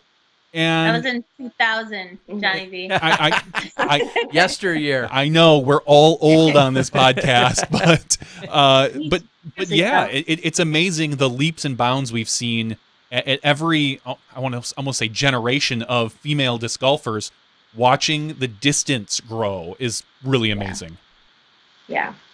Yeah, they're seeing, you know, Paige Pierce is the one that's stepping it up. You know, the guys division has always had somebody like that throws super far, and, you know, everybody behind them is trying to reach that. And Paige has been setting the bar higher and higher each and every year. And all these girls are looking up to her, and, you know, they're throwing farther. They know they got to make bigger putts. So, you know, that's just how it happens. Yeah, the talent's out there. It's just getting it all together. And with the Women's Global, they're able to take that day off and show their skills. And that's phenomenal. Yeah, and for the ladies that can't go out and travel, or they can't get out to the big tournament, that's why the Women's Global event happens. And that's why it's such a success. They just go to their local course, and they can see how they rank against women in Japan and Lithuania and Latvia. And they don't have to travel farther than their local local course. So I think that probably gives them some kind of, you know, motivation of, maybe I could do this. Maybe I can go out and travel. So that's what I can only hope, at least. Yeah. What's next? What do we need? I know we just talked about some of the things for events, but what's next in women's disc golf that we should be striving for? Is it just purely more participation? What do we need, Mom? Tell us. I don't know. That's a $1 million question that's been out there forever, you know. And it's just feeling confident enough to come and play. You know, like a lot of these national tours, I mean, the price is so high that a lot of women can't compete. You know, but at the same time, these local tournaments, you're showing your skills and you're out there. So, you know, I think if they get sponsored more, and if more sponsors would pay for their entry fees, I think they might see more out there. You know, entry fees are a big thing. You know, and just the time to coming out and do it, play. But the talent's there. The talent's there. What has been the most exciting thing that you've seen develop in the last, whether it's 5 years or 10 years? What's some of the most exciting things you've seen develop, Sharon, for the growth of the game on the women's side? I like the design of the courses. Last year we were in Harmon Hills, was that in Tennessee? You know, and we're playing these top courses, and you can't make the courses shorter. I don't think, you know, that the shortness of a hole is going to define the woman's play. I think we need to play good holes, well-designed holes. And that shows the talent of the player. You know, you work so hard to get these skills going. You need to compete against that.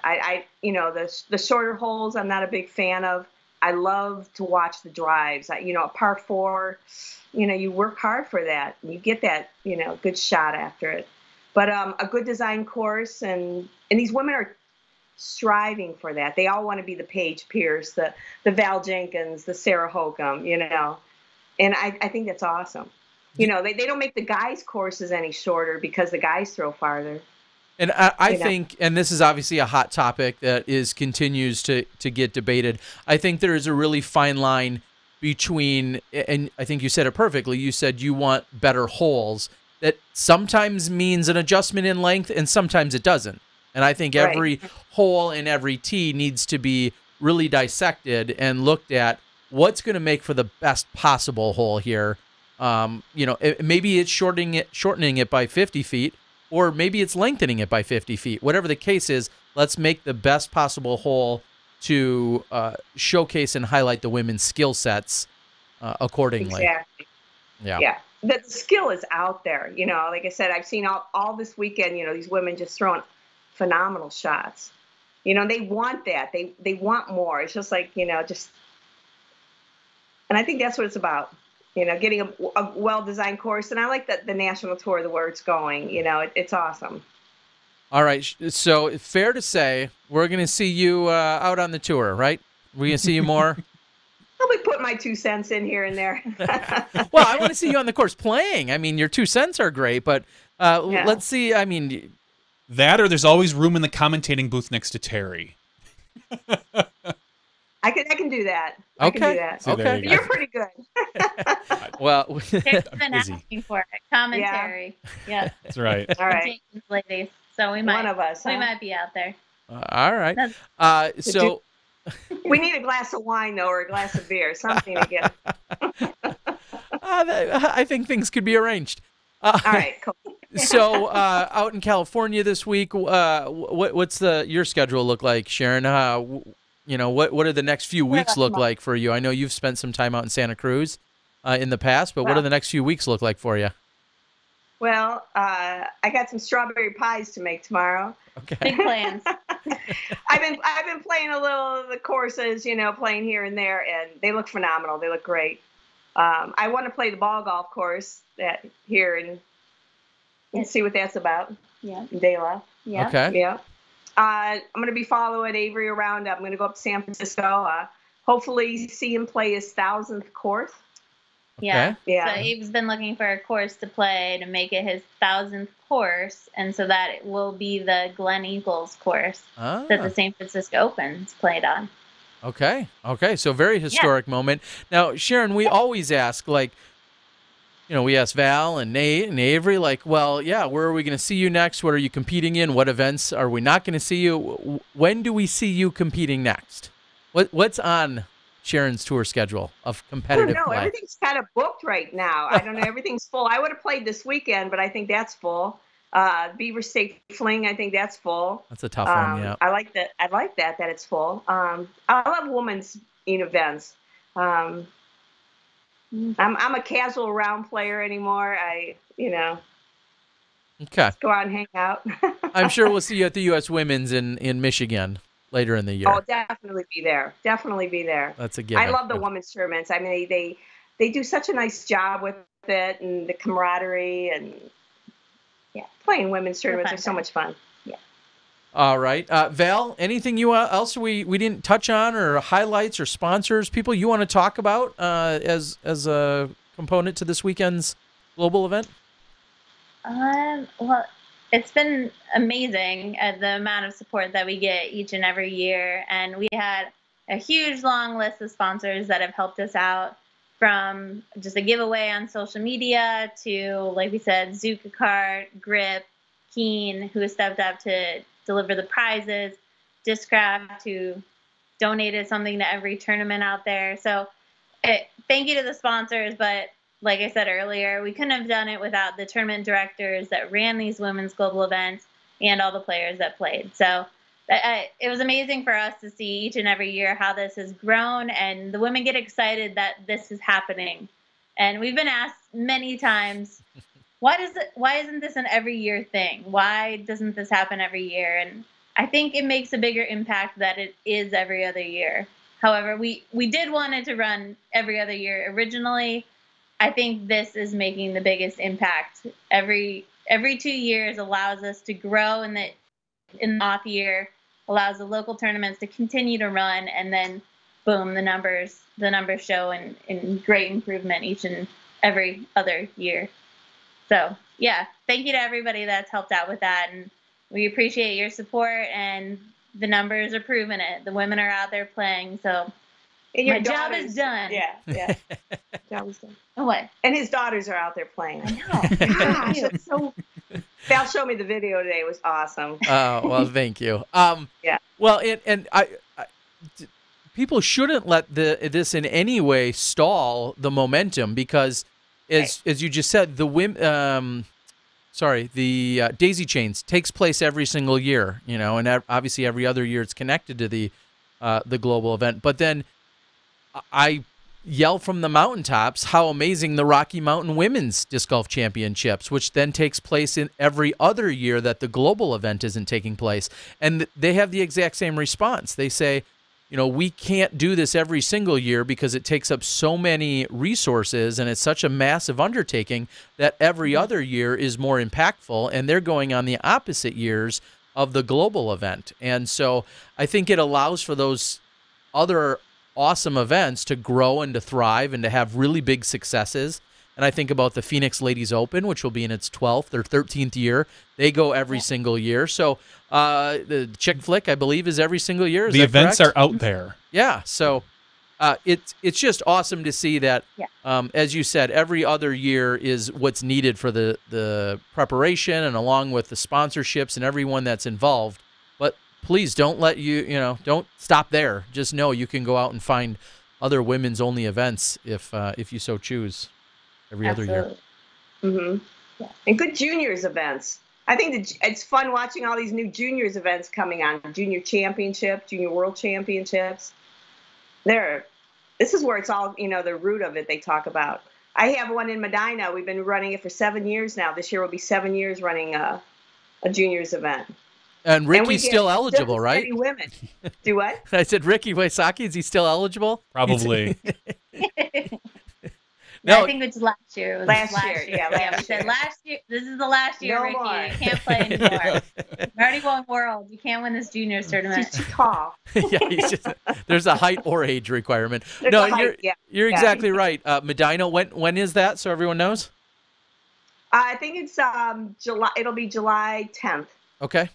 So that event, there's the United States Junior Championships that are taking place out at Smugs this year. I think that's an event that might travel around. And then, of course, the separated and broken off version of the World Junior Championships, which is in Emporia for three consecutive years as they were first allotted that. So you're exactly right. Those events where it can be solely focused on those specific groups, I think, do so much for the growth within those age or sex brackets, so to speak. Oh, I think it's awesome. Amazing. But we get as many boys as we do get the girls, so it's awesome, and the parents are so proud, Yeah, for sure. Fun. Terry knows. Yes, I see plenty of it. And Doug Bjerkaas said, Val, you might remember you are a Rocky Mountain Women's Champion of years past. Is that correct? It is correct. Yes. Again, so many good events out there, and that's just one of them. And I always think, when I think of premier women's events, that one comes to mind. What are some of the others people need to hit, Val? Give a quick plug of ones you've experienced or otherwise. Well, there's many that I haven't hit, which is unfortunate, but they align at the same weekend of a big national tour or Worlds typically. The one that always aligns with Worlds is the Chick Flick, which is in my home state of Oregon near the Portland region. So I have to hit that someday. I don't know if it's going to be this year. It might be this year. I don't know. Don't get your hopes up, but maybe. And the Kansas City Disc Divas, they just ran their tournament, which happened on the women's global event. But I was just reading an article on PDGA. They served champagne after the second round. There's a guy in a tuxedo shirt giving flowers. I mean, that's so much fun. I play the Disc Girls Gone Wild. That happens in Michigan. Right. So that's where the women's nationals will be held this year. So I know they're going to do a great job. And then next year's in Spotsylvania. So those ladies had fun, and they had a really good showing at the women's global event. So, yeah. Those are good ones. There's lots of tournaments. I think last year there were over 50 or 60 women's tournaments happening throughout the year. So Yeah, Awesome. it's really impressive. There's a lot of events that I still have to hit. Wisco Disco in Wisconsin. I know Jenny and crew and the Dolls put on a really good event. Wisco Disco is a really big, successful one as well. That comes to mind. And then I believe the Texas Women's Championships also down there as well that took place not too long ago. So lots of opportunities out there if you're looking to play in a women's-only event. The PDGA also graciously denotes them as a different color. I believe they're of a pinkish color or salmon color out on the PDGA. Mm-hmm. So if you go to pdga.com/tour, you'll find all of them listed there, and they jump right off the page at you with a color. All right. Anything else you guys want to share before we let you go? Not yet. We have exciting news coming, but not yet. Oh, come on. I don't know if you can tease us like that. Next time. Yeah. Sorry, Terry. That's next week, right? Yeah, next week. We're going to have The excitement grows. It does. Awesome. I enjoy the show, Terry. I always watch it. It's Well, fun. thank you What very about much. Is Nate going to win this weekend? Well, I couldn't lock the door, so. I couldn't lock the door. I had to come see. Well, It's been fun. I love coming back to this Daisy Chains. These girls are amazing here. Course is awesome. I was there a couple years ago, and I'm so honored that I've seen from the U.S. Women's to the PLO to the Daisy Chains, all of those.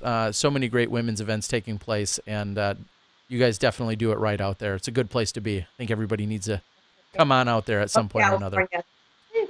All right, guys. Well, Santa Cruz. Well, best of luck to you guys this weekend, and of course to Nate. I think don't both. You just celebrated a birthday a few weeks ago. Happy birthday, belated. And then Nate's birthday. That's coming up. In a day or two? On Thursday. Yeah. Thursday. All right. So it's time to bring down that Masters Cup victory for his birthday, maybe. I know it. I know. Or you should do it too. Exactly. Both of you. Both of you. Yeah. Happy birthday, Nate. Yeah, well, both of you just win. All right, guys. All well, right. thank you for joining us. Thanks for all the updates. Thank you to all the supporters and sponsors for the Women's Global. Thank you to you and your entire committee and all of your tireless volunteers and supporters out there, Val. Keep kicking ass out there. We appreciate it. Everybody appreciates it. Thanks, Terry. Thanks, All right. Johnny B. As always. Have a good night, guys. All right. Thank you. Late. Have a good night. Yeah. All right. Oh, those two. Oh, gosh. Yeah. I don't know if they should.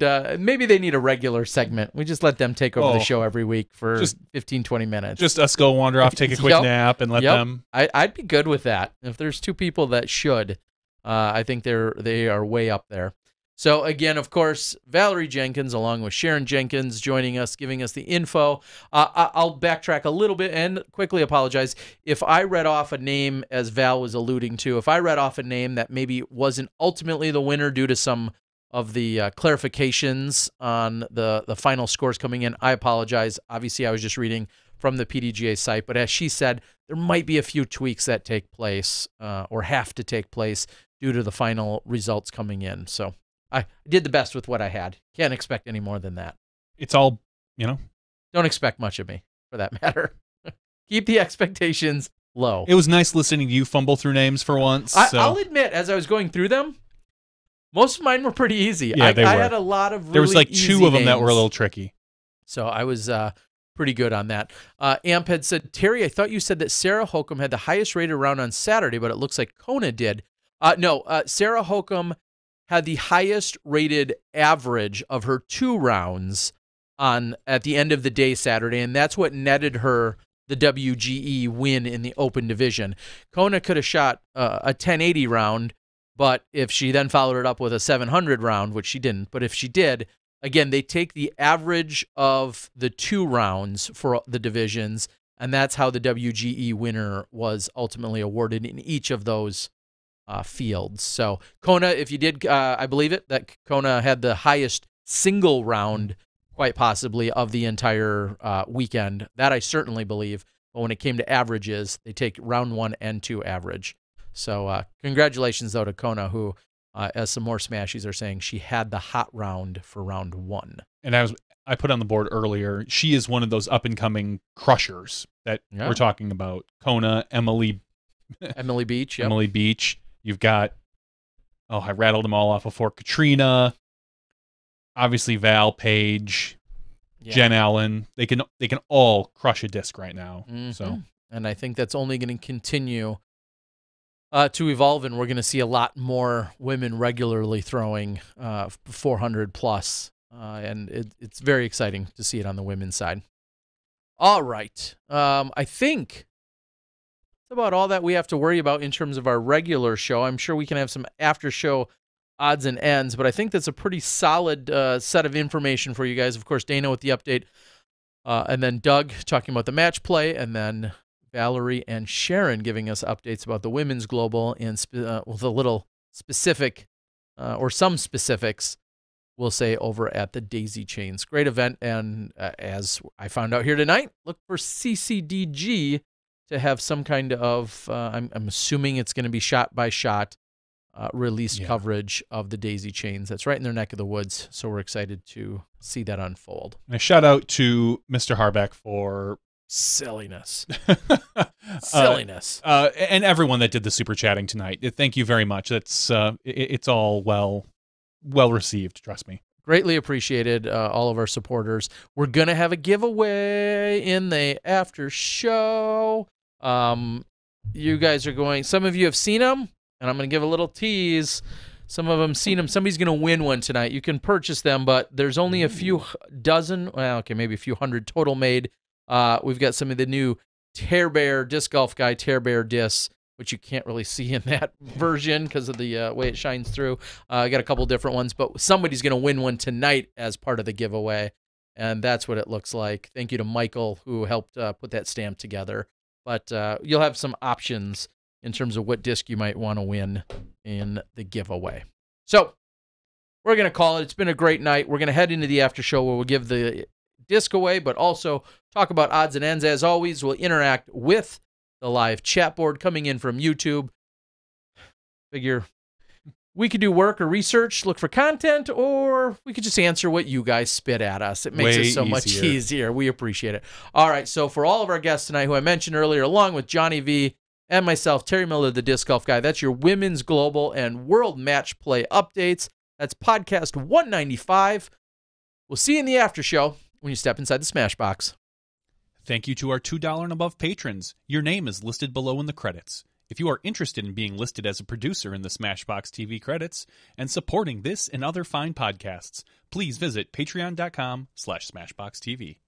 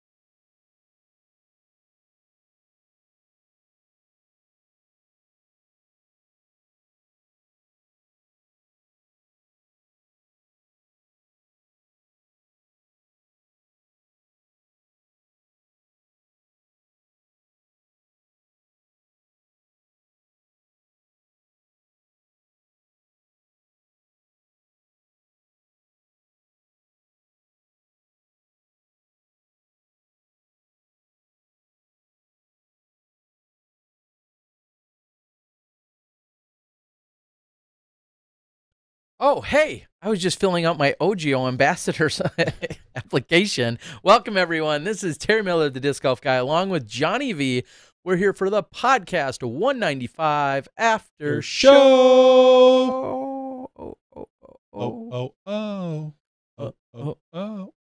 Yep, that's the new kids. You didn't think you'd hear them tonight, but that's why you tune into the after show. Because if you're looking for some 1988-ish. Yeah, late 80s. Late 80s boy band.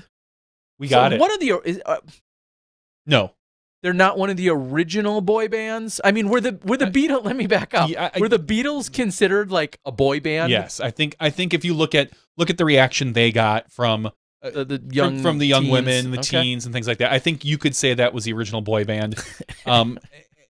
Okay.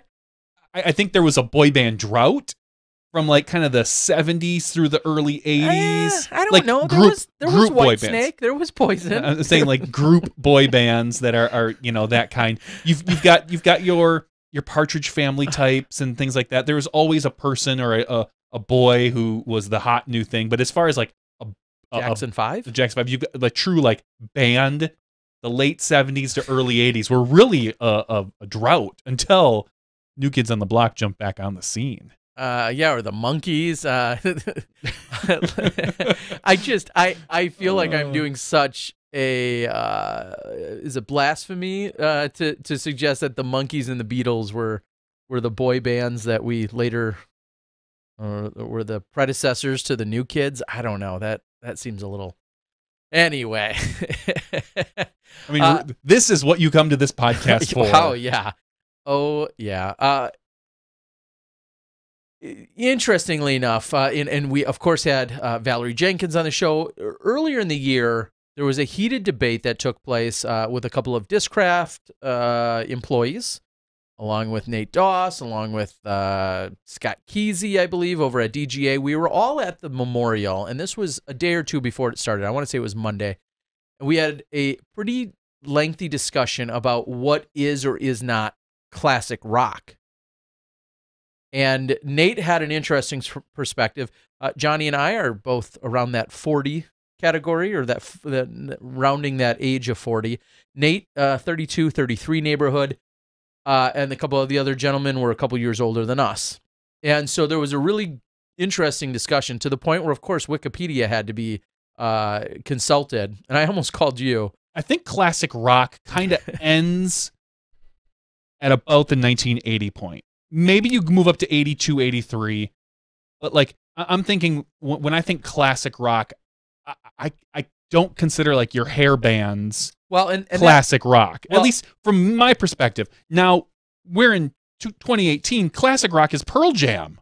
Well, and that was part of the debate. Is a classic car is 20 years old is considered, I think, any car older than 20 years, you can consider like a classic. You can get a classic tag for it. Yep. If I'm correct. Antique, I think, are 25. Or antique, 25, something like that. And so, if you want to go according to that. Yeah, and that was exactly what the debate was. Is classic defining an official era, or is classic really just an adjective that is associated with different music? And that's where the conversation for us came in about your Nirvanas and your Pearl Jams, and can it transition? Will those be considered classic rock if you turned on a radio station in 5 or 10 years, if they exist? Could you turn that on, and will Nirvana be considered classic rock? It is already. So it's on classic rock stations. I mean, I think you run to me, classic rock really kind of ends with your Journey, REO. That was like the end of the classic rock kind of right there. After that, that kind of starts pushing into hair band, real, that style of music. For me, classic rock is that. You ask my 18-year-old cousin or nephew, that's totally different. Even we had a discussion that I thought one of the greatest albums of all time is Pearl Jam 10. Mm-hmm. And I didn't think there could be any debate, but one of our friends, Scotty Too Hottie, looked at me and just shook his head. And he's a good 10 years younger than us. Mm-hmm. He wanted nothing to do with it. Yeah. Well, generational, bro. I know. Generational, I know. Man. Anyway, so interesting debate that you could have among your friends. And in the disc golf community, I love the debate because it's not uncommon to be sitting, just like I was a few weeks ago at the U.S. Masters event, to be sitting in a very wide range of age groups. Somebody, whether they're 29 or 39 or 59, and having that musical conversation. You can argue about who's good and who's not and who you like, but defining those eras and what they mean to you, I think, is a great debate. Anyway, this is allegedly something that resembles a disc golf podcast where we may or may not talk about anything related to disc golf. Again, JohnE V and Terry Miller here. We're heading into a great stretch of disc golf, and you could say, yes, we're full season, or we're in the season, full swing, but this is classically known as the West Coast swing, in that we see, in this case, we see The women quite frequently are playing in the daisy chains. The following weekend is usually the Masters Cup. A year or two, we've seen things like the St. Jude event take place right after the Masters Cup. This year, it's going to be San Francisco Open, so we're going to be still in California. And then within a week or two of that, it kind of filters up to or shifts northwest, and then we find ourselves in a place like Seattle and or places like the Beaver State Fling. So this is very much the West Coast swing that we're just getting started in and part of right now. It's exciting. There's lots of stuff going on. We see a lot of people talking or playing. One thing that you brace yourself, as I think the meme shows, for the Masters Cup, De La Viega, hole 27, top of the world shots. Oh, all the Instagram posts, all the Facebook posts of every, I won't say every player, because there's a lot of players that have probably already been there and done that. I don't think you're going to see one from, Paul McBath. Yeah. I wouldn't put it past him. Paul, we're calling you out. Do it. Come on, Paul. No, yeah. But in general, I think some of your players that have been there, they might not. But you're going to get a lot of your younger players that are going to be up there doing it. Saying, hey, I've never been here before. And just saw Yuli throw a lefty one off the top. Exactly. Now, that's unique. It is. So for those who may not know what we're talking about, and by no means am I second-guessing anyone that does it, hole 27 at De La Viega at the regular course, plays from on top of a hill. It's considered the top of the world hole. It plays down to a pin that's short of a parking lot, just short of the parking lot. And throughout the years, I would say it's gotten a little easier with some trees and whatnot that have gone away. But reachable with a putter for the right players. You see forehands, you see backhands, you see all sorts of different approaches to it. It's just a very famous hole in disc golf. And it's one of the top three most either iconic and or notable holes. Iconic? Yeah. It has to be. It just historic? Funny. Yeah. Because is the hole, if it's not you take that hole, it's not even that great of a hole. That's what I was just getting. Watch what you say. No. Somebody's gonna stab you. I don't care. No, I was just gonna say, you take that hole and you put it, let's just say, on a course in Oklahoma. Nobody cares about it, right? Nobody there would even be like, oh, it's a hole. Is it just because the course is 30 years old? I think the history of the course. The history of the course, plus the fact that it's the finishing hole. You put that same hole as hole 22. Okay. It's not nearly as iconic. If it was just in the mix. If it's in the mix of the event. The fact that it's the final hole of the event, it adds a little bit of danger to it, blah, blah, blah, makes it an iconic hole. That doesn't necessarily mean that it's a good or a great disc golf hole. It's a good disc golf hole. It's so much fun. It's a great view. It's a great way to end a round. Based on sheer skill and whatnot, it's not that great of a hole for golf-wise. Correct. But it's a fun hole. Yeah. And that's part of what goes into being an iconic hole is whether or not it's fun.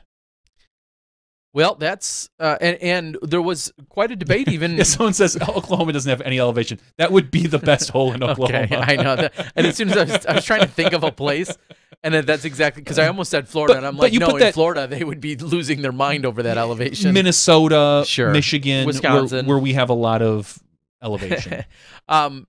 I think that's just it. You're talking about where it's placed in the round, but that was part of the debate or conversation a couple years ago when they said, hey, we're not going to finish the tournament on the regular course, and we're going to go finish the tournament on the ball golf course.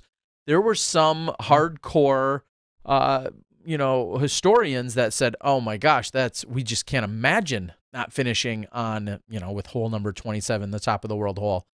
And here we are. We've seen a couple of great finishes throughout the year, still at the Masters Cup, over at the ball golf course.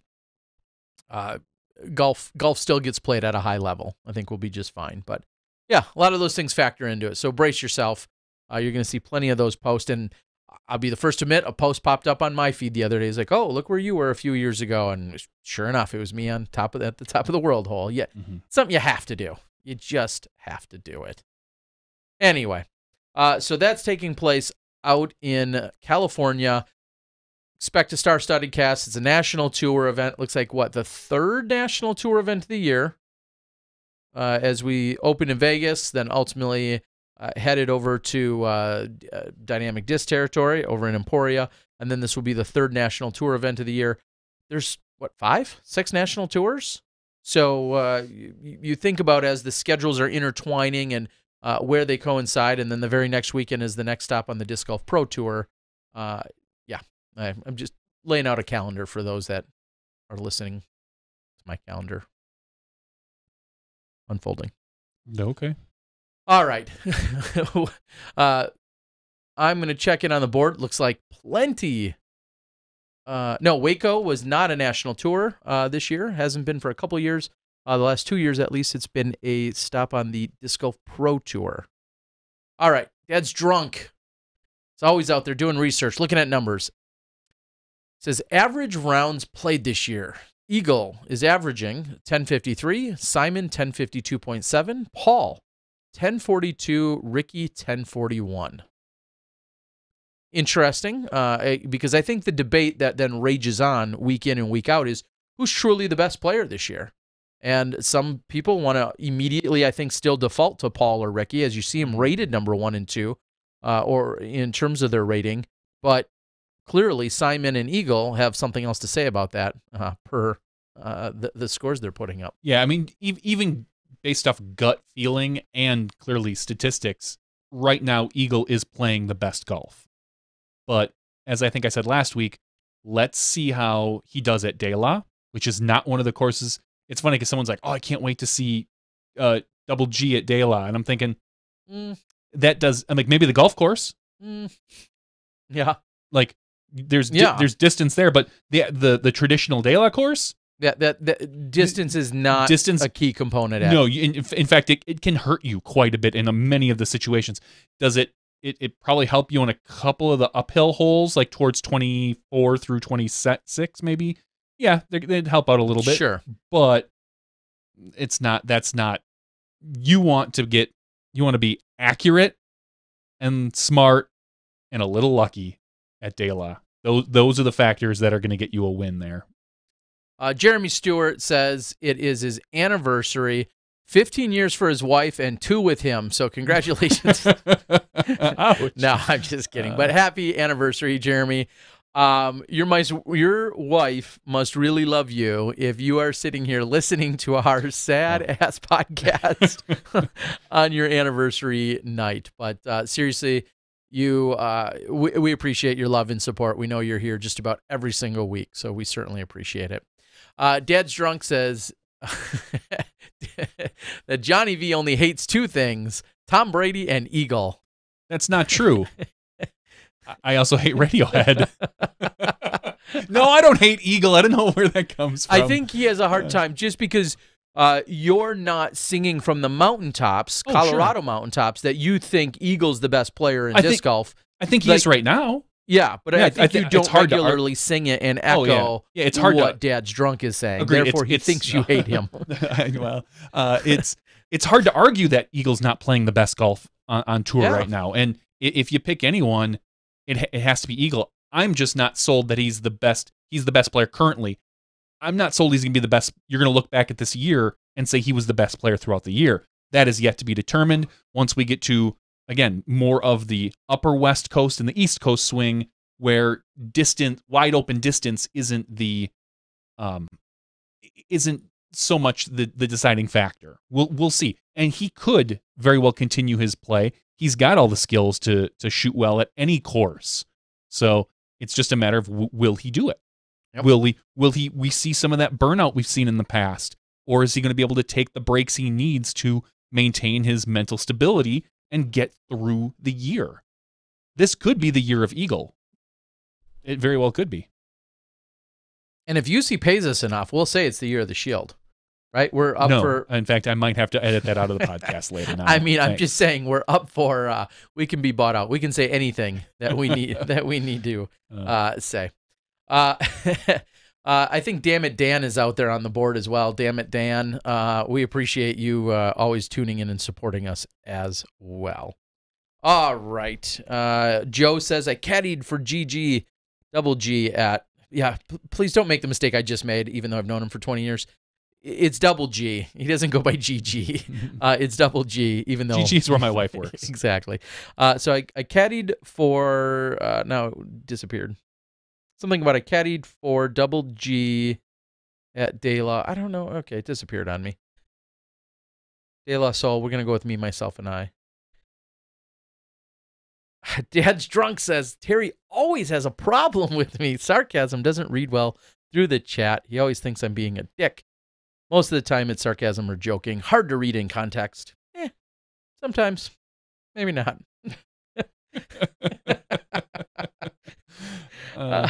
Simon showing Eagle the lines at GBO really helps too. I don't know if that's a commonplace thing. I know whole 16 had its interesting play when it all came and went. I don't know if that's something that's regularly counted on for that to happen.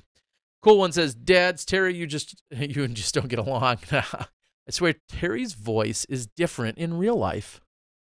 It's better. Wow. Thanks, Alexis. I do a lot of audio editing on this side to make Terry sound bad. I do. You should just edit out all the dumb stuff I say. I can make you sound bad. Hold on. Let's see here. Eagle 24 rounds. Okay, we already talked about those. Is it Whoopi's Pie Spit? How's that? Does Terry sound really bad now? I don't know. How do I sound? We can't hear how it sounds. I reset it. All right.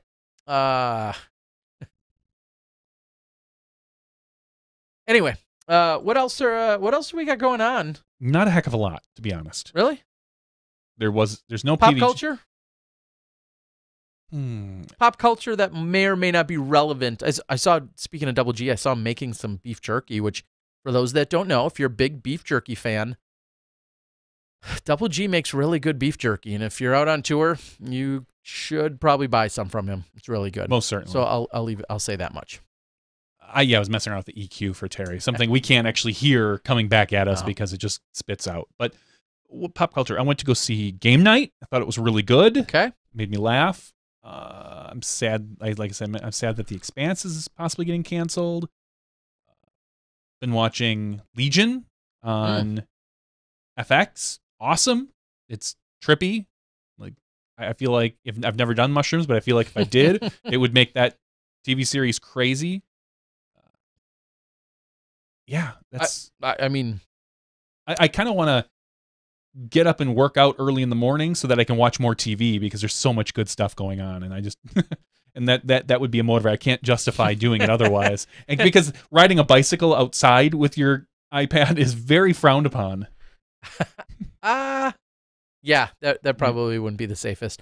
I will say when I was more so going to the gym, I was rewarding myself by watching certain YouTube either tutorials or vlogs of people that I like, but I would always save them. That was kind of my treat and also my way of making some of the workouts a little better, whether it was an elliptical or any other machine, that I would then watch some of the stuff on YouTube on the machine.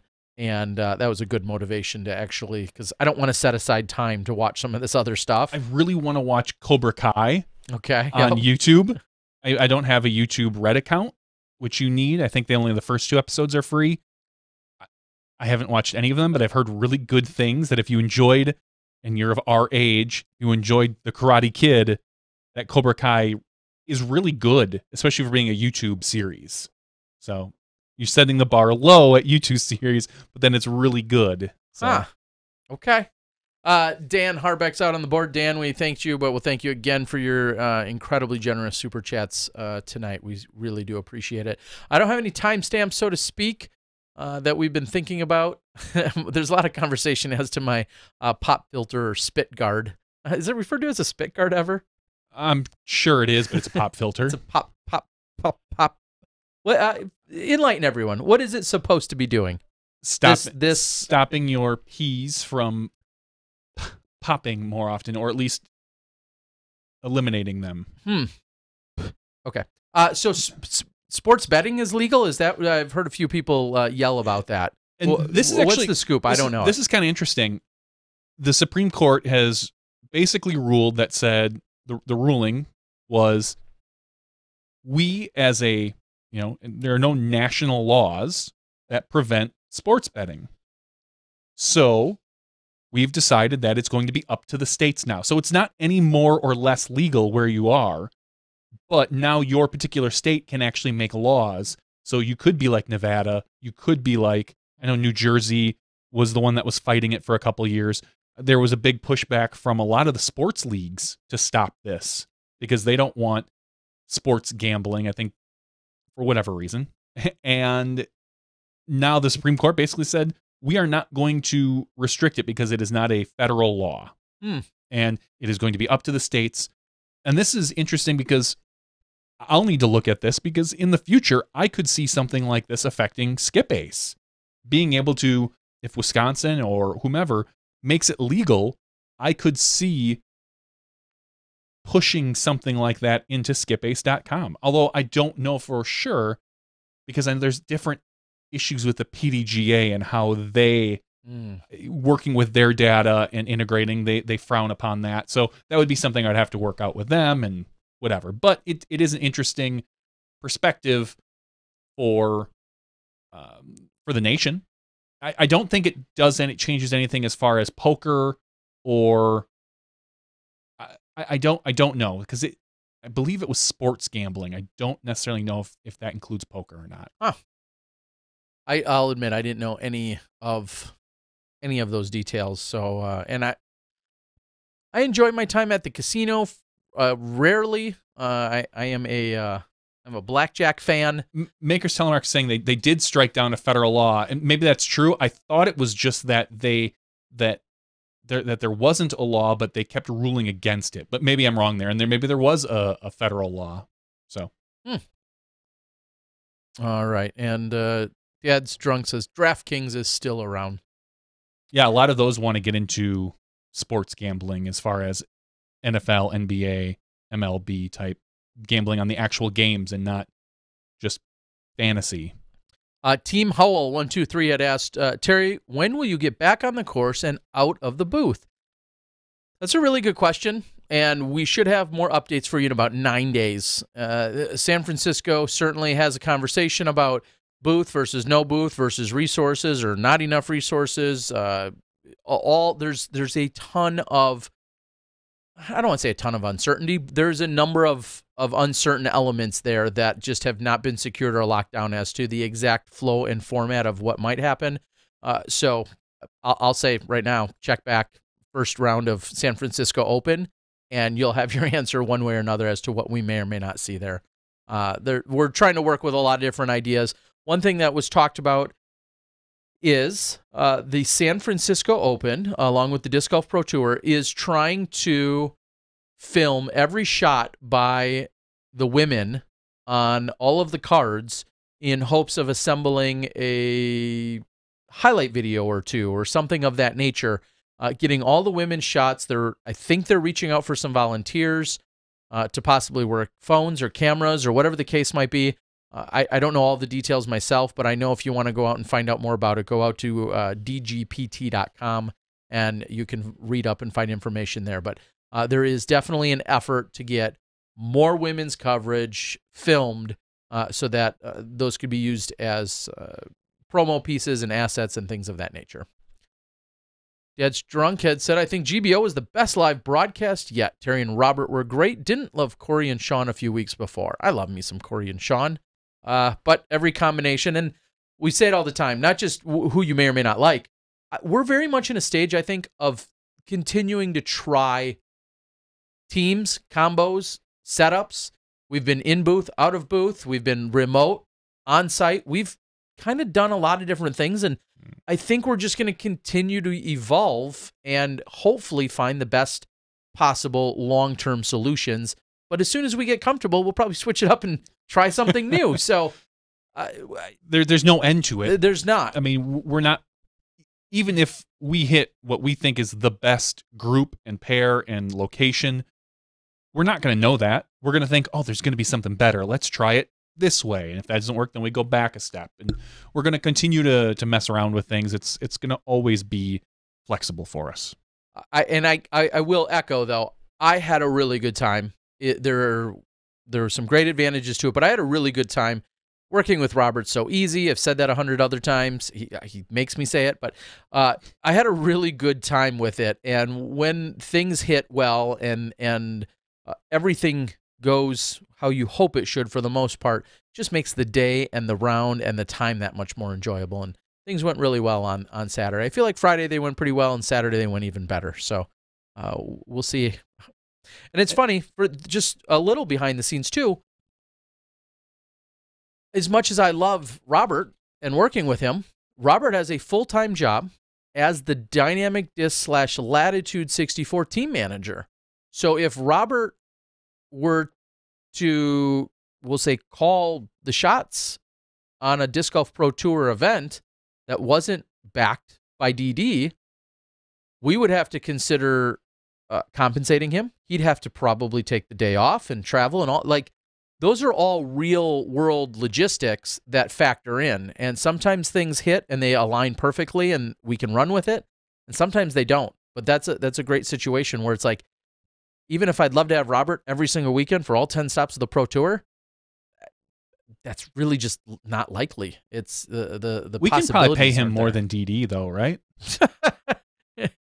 Sure. Sure. I mean, if we didn't pay any of the other 5 people that helped put together a broadcast, just give him the entire pittance that we have, Still probably wouldn't hit it. yeah, no, exactly. So I don't think we could. I am excited to see the Glen Eagles course. For those that haven't seen it, you're hiding under a rock. Corey, Johnny Disc Golf, Corey, has gone out and he's worked with droning the course and then putting out a whole preview per day leading into the event. And those are being released day by day out on Facebook, I know. So you can go out and check those out as well. And it will be new because it'll be great because it's going to be new for everybody to see this course unless you live in that area. All right.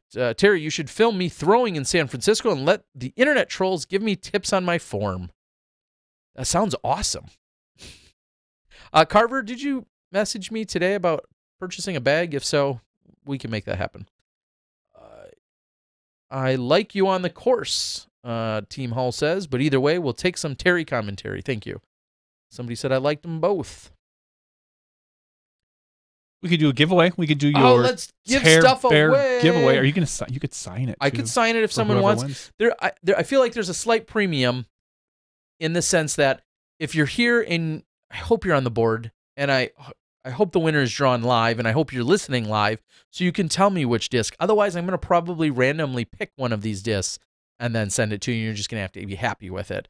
But I do have a few options handy, and if you're live and you get back to me immediately, I could even give you a few more options. But I worked with MVP a few times last year, and we also then came up with this idea of doing some discs. So I'm not going to put up the MVP, although I have MVP Envies, I have MVP Matrix, I have MVP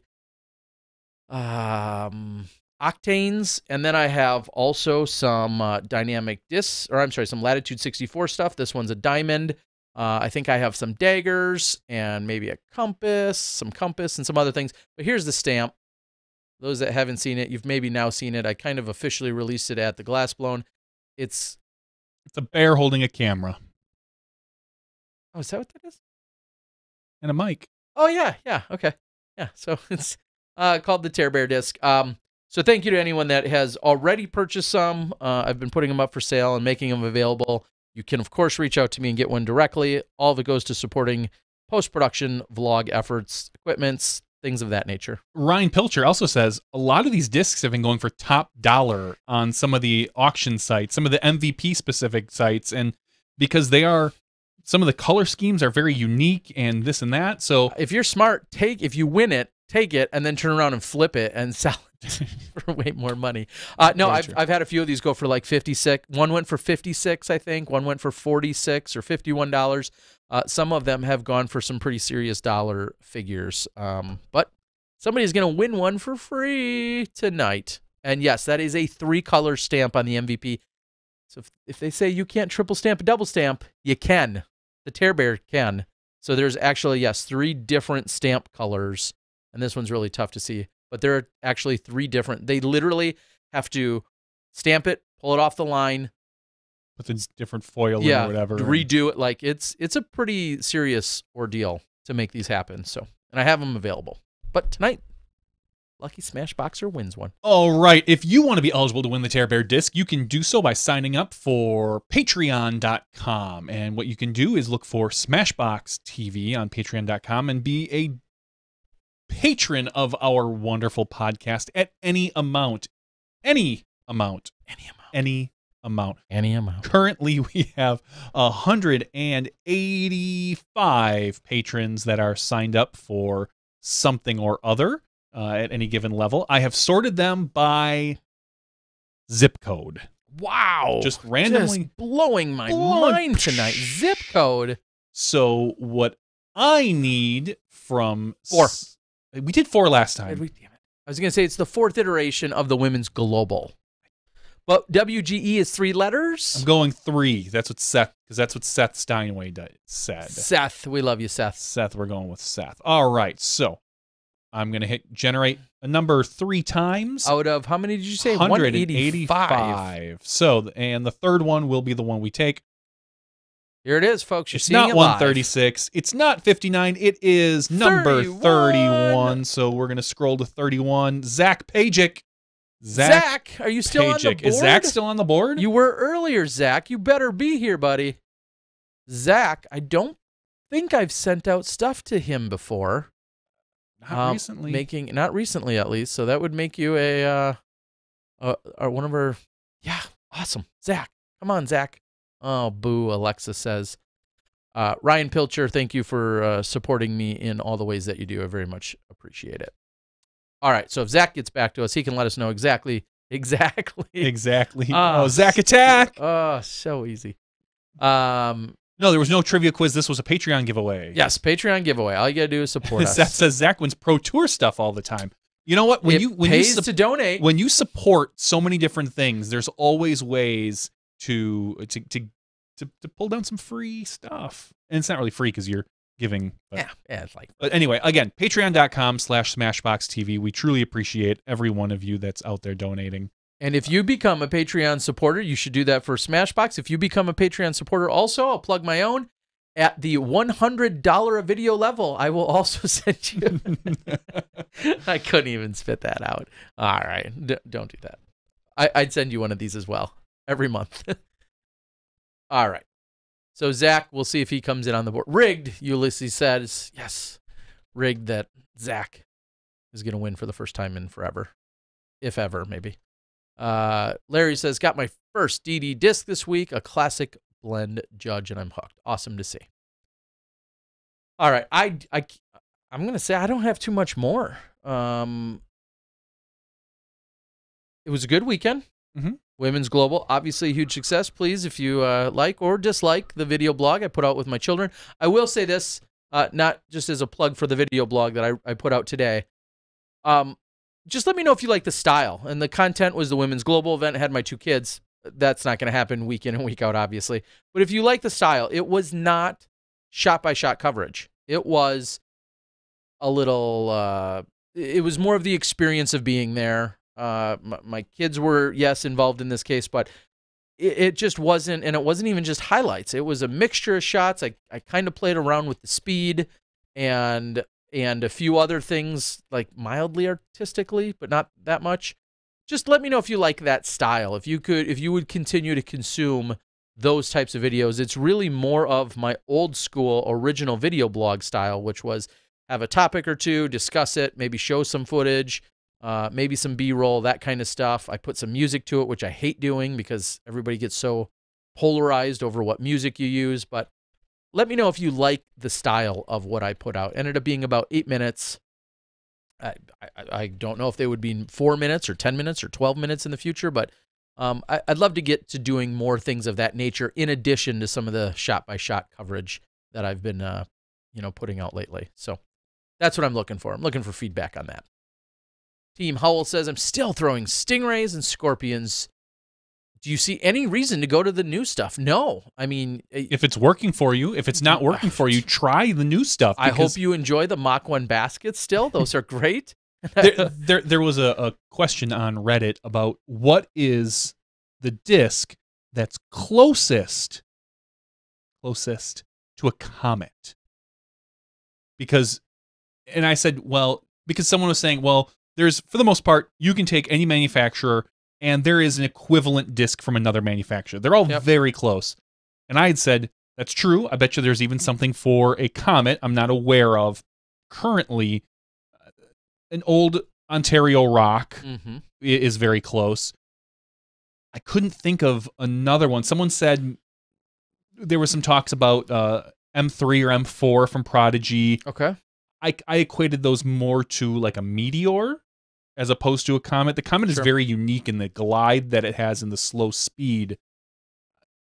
Someone had said I believe it was I think it was a West Side disc, like a Taurus? Maybe it was Turris? maybe that's a latitude Tursis? disc. Tursis, that's it. Maybe it was a latitude disc. Tursis. That's a West Side disc. Is it a West Side one? Someone said a Tursis. I've never thrown one. I couldn't say, but I did find it unique that there is, of all the discs, the Comet is a relatively unique disc in our sport that you can almost grab any other disc and find a match for it. Yeah, I would say in the last 5 years, because I've slowed my playing and throwing down so much, I don't know of what else.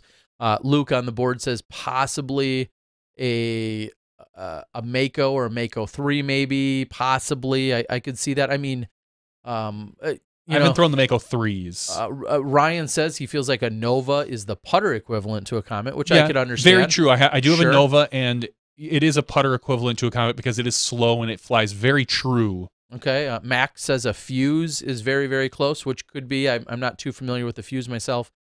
I feel like a Comet and a Buzz are completely different in the generally in the terms of the way that they fly. A Comet and a Buzz, you said? Yeah. Oh, I yeah. mean, they're way different. Mid-ranges The Buzz is way more stable. A standard Buzz is way more stable than a Comet. It's much faster. Everything about it's flatter. Usually the rim is much different.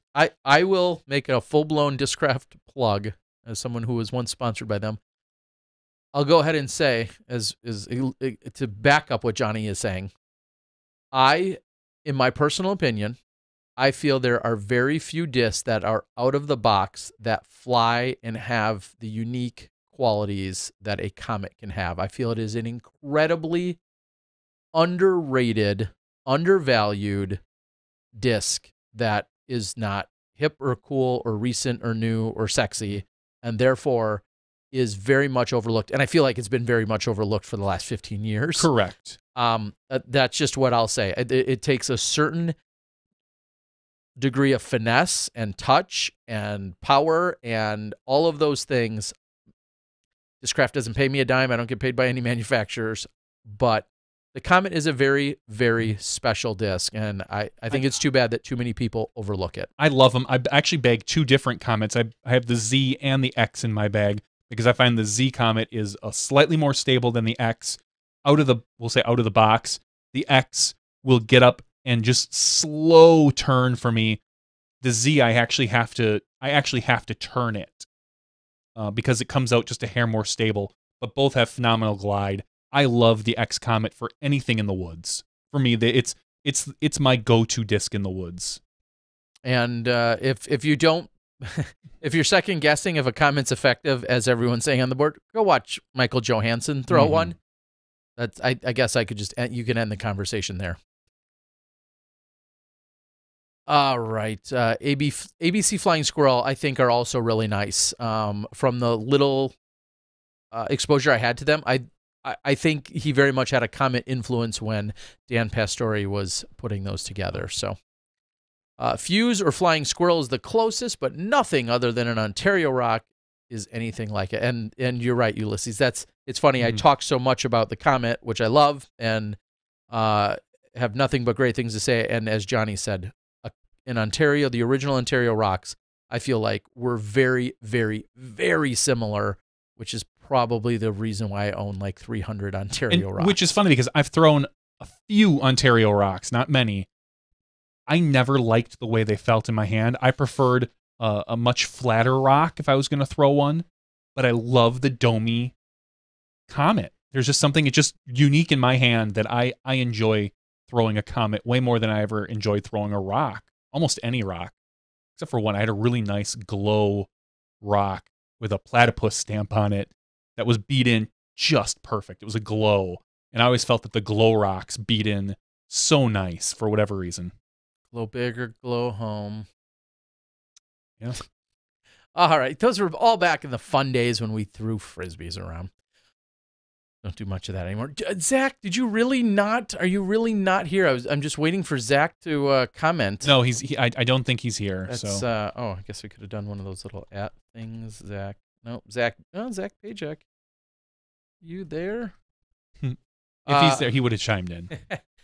Dad Strong says Discmania is probably the most popular company right now. They are selling like trilogy stuff. I don't know. That's an interesting observation. I guess I would just say, unfortunately, there's no way for any of us to have anything to truly back that up other than possibly a social media presence. And then at that point, you're still making assumptions. I think you'd have to take probably the largest seller online. I don't know if it's like infinitediscs.com is that one they of them. do. Sure. And see and look at what their breakdown is for the year to see, okay, what is the most, I mean, you can't even go by the most popular disc, but maybe what is most popular group of discs, or because I think you're going to look at the most popular disc is probably going to be something like the Rock or the Destroyer, Firebird, or the Destroyer. Yeah, it's definitely it's hard to tell, but it does feel like the Discmania discs are very hot right now. Anyone play Hickory Hills in Traverse City? I was up there this weekend and found out there taking the 24 holes they have and adding 12 more for a full 36. It is hilly. I'll paraphrase. No, haven't. Innova still number 1 for instant collectibles. Comment is beated. Hate it. Cool one says Discmania doesn't have anyone on the ground. Comets don't like OAT on overturned, overstable at. I don't know what that means. Buzz is the best-selling DG disc of all time. Fact, I think that's incorrect. Go on. I mean, I think it's a good. Could be argued, but I'm guessing the numbers would say otherwise. We've said it before. It's so hard to tell. Yeah, because there's no way for us to know. Truly, no. And plus, do you go rock and include every style of rock there is out there? San Marino, Ontario, Rock 3, all those. Rock X3. Yeah, I would argue that it might be. I mean, if you're including all molds, it might be the AVR. Could be the Rock. Could be the Buzz. The Buzz also has the Buzz OS, the Buzz SS, the Buzz, the Buzz GT. Yeah. With the rim. Who knows? Yeah. So it's Shark is the best selling. There again, I'd probably argue that it's not, but Shark's a great disc. Shark's a great disc. I don't think it's the best selling of all time. Terry and Corey versus Johnny V and Jerry Gomez.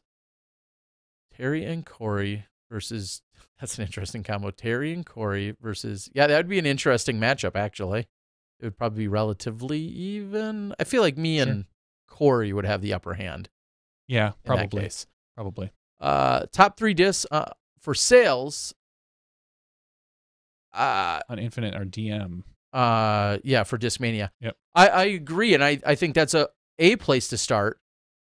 I just don't know that they're the definitive sales. I mean, you don't know what's being sold at Walmart. Well, and that's where I was just going to follow up and say, if Dynamic Disc sold 25,000 judges to Play It Again Sports this year, I mean, that's never going to hit our eyes. We're never going to know that. That's why it's tough to say. I mean, you can say what sells online, but and Infinite is, I think, an amazing resource. But I'm sure they've gone through spurts and bias throughout the years as well, when they either had a certain inventory or they jumped on board with a certain manufacturer earlier than another, and so on and so forth. And there's still some regional component to that as well. Even though they're a huge online retailer, I think there's still a regional component to it. What about the Ultrastar? Does that count as a disc? It's a PDGA approved disc. It is. I don't know if the sales of that are that much. You could, I mean, I don't know the numbers, but it would not surprise me if you told me, no, the Ultrastar has outsold every other golf disc. That would not shock me. It wouldn't shock me either. But I don't know the numbers. We can continue to guess and speculate. Harp Harp would be the best-selling trilogy. I bet you it's not. I love just to disagree with people and be a jerk on here. I don't think the Harp is. Not the best-selling trilogy. Absolutely not. I just don't believe that. I don't think it would be a mid-range in their case. Mid-range-ish putter. I guess putter-ish mid-range. No, I think it's too specific of a style or a disc to be for a specific user group. Just like if you said the Zone was the Zone, yeah, I don't think that would be. I bet you a driver or maybe like a Judge would be the best-selling trilogy disc of all time. How many people buy destroyers that can't throw them? I know. I did. Millions. Yeah. Millions. So many people see those top pros throwing them and think that's the best disc to have. So. Oh, see, flip flat. OAT, off-axis torque. Yeah, you're way too sophisticated. Wow, yeah, for that's way above my pay grade. Yeah, way too sophisticated for us. There was a comment. Oh, how do we pronounce AVR? Just kidding. AVR. AVR. Almost like 3 letters. AVR. That's how I pronounce it. AVR, yes. Just like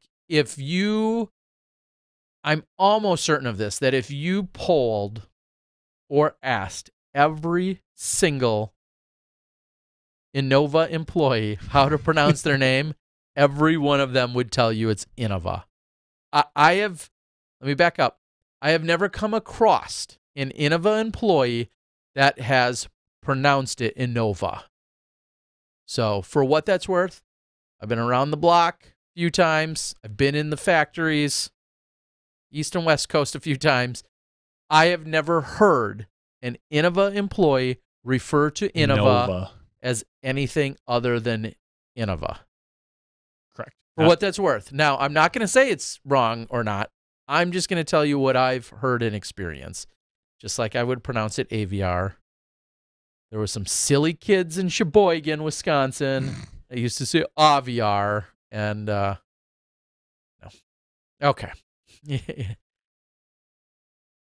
Larry Pocket says, when the internet first started, Discraft was all over the place. I bought Discraft because of that, and now they just seem to push their product. They don't, and that's going to change. Yes. They have a new social media director, John Richardson. Yep. Owner of Disc Golf or Upper Park Disc Golf Bags. Yep. And he knows what he's doing. And I think if you don't get, I know I do as a vendor or retailer, I get Innova updates and alerts and newsletters and such. I don't know if I've seen them increase in number, but I think I feel like they're a little bit more thorough and have a little bit more information in them. And I see those only improving. You see more stuff happening with their team stamps, your Austin Turner stamps, your MJ stamps, so on and so forth, Val and Tim Barham and all that stuff. You're going to see, I think, a drastic increase in their social media presence. And just look for that. And it's been called for, and I think they would readily admit for a few years they've fallen behind and have been slightly lacking. And I think that's all about to change. So you heard it here first. Smashbox exclusive. I'm going to disagree with the dude who says a pirate's favorite disc is the AVR. I think it's definitely something like the R Pro Dart, or maybe, right? I mean, come on. Gosh, I can't even. Come on. No, I'm trying to think of something that has to play along with the kids' joke, something that has a C in it, like the or you pronounce it orc, so that doesn't really work. No, that's horrible. Because the joke is, what's a pirate's favorite letter? R. No, you think it is, but it's the C. I know. Anyway. So I need the C row, the crow. I don't know. All right. Did you help design the new Chainstar Pro, which comes out next month? Heck to the no. I wish I had any I cannot take any credit for that. I threw on it. I've seen it. I saw it before it was widely produced.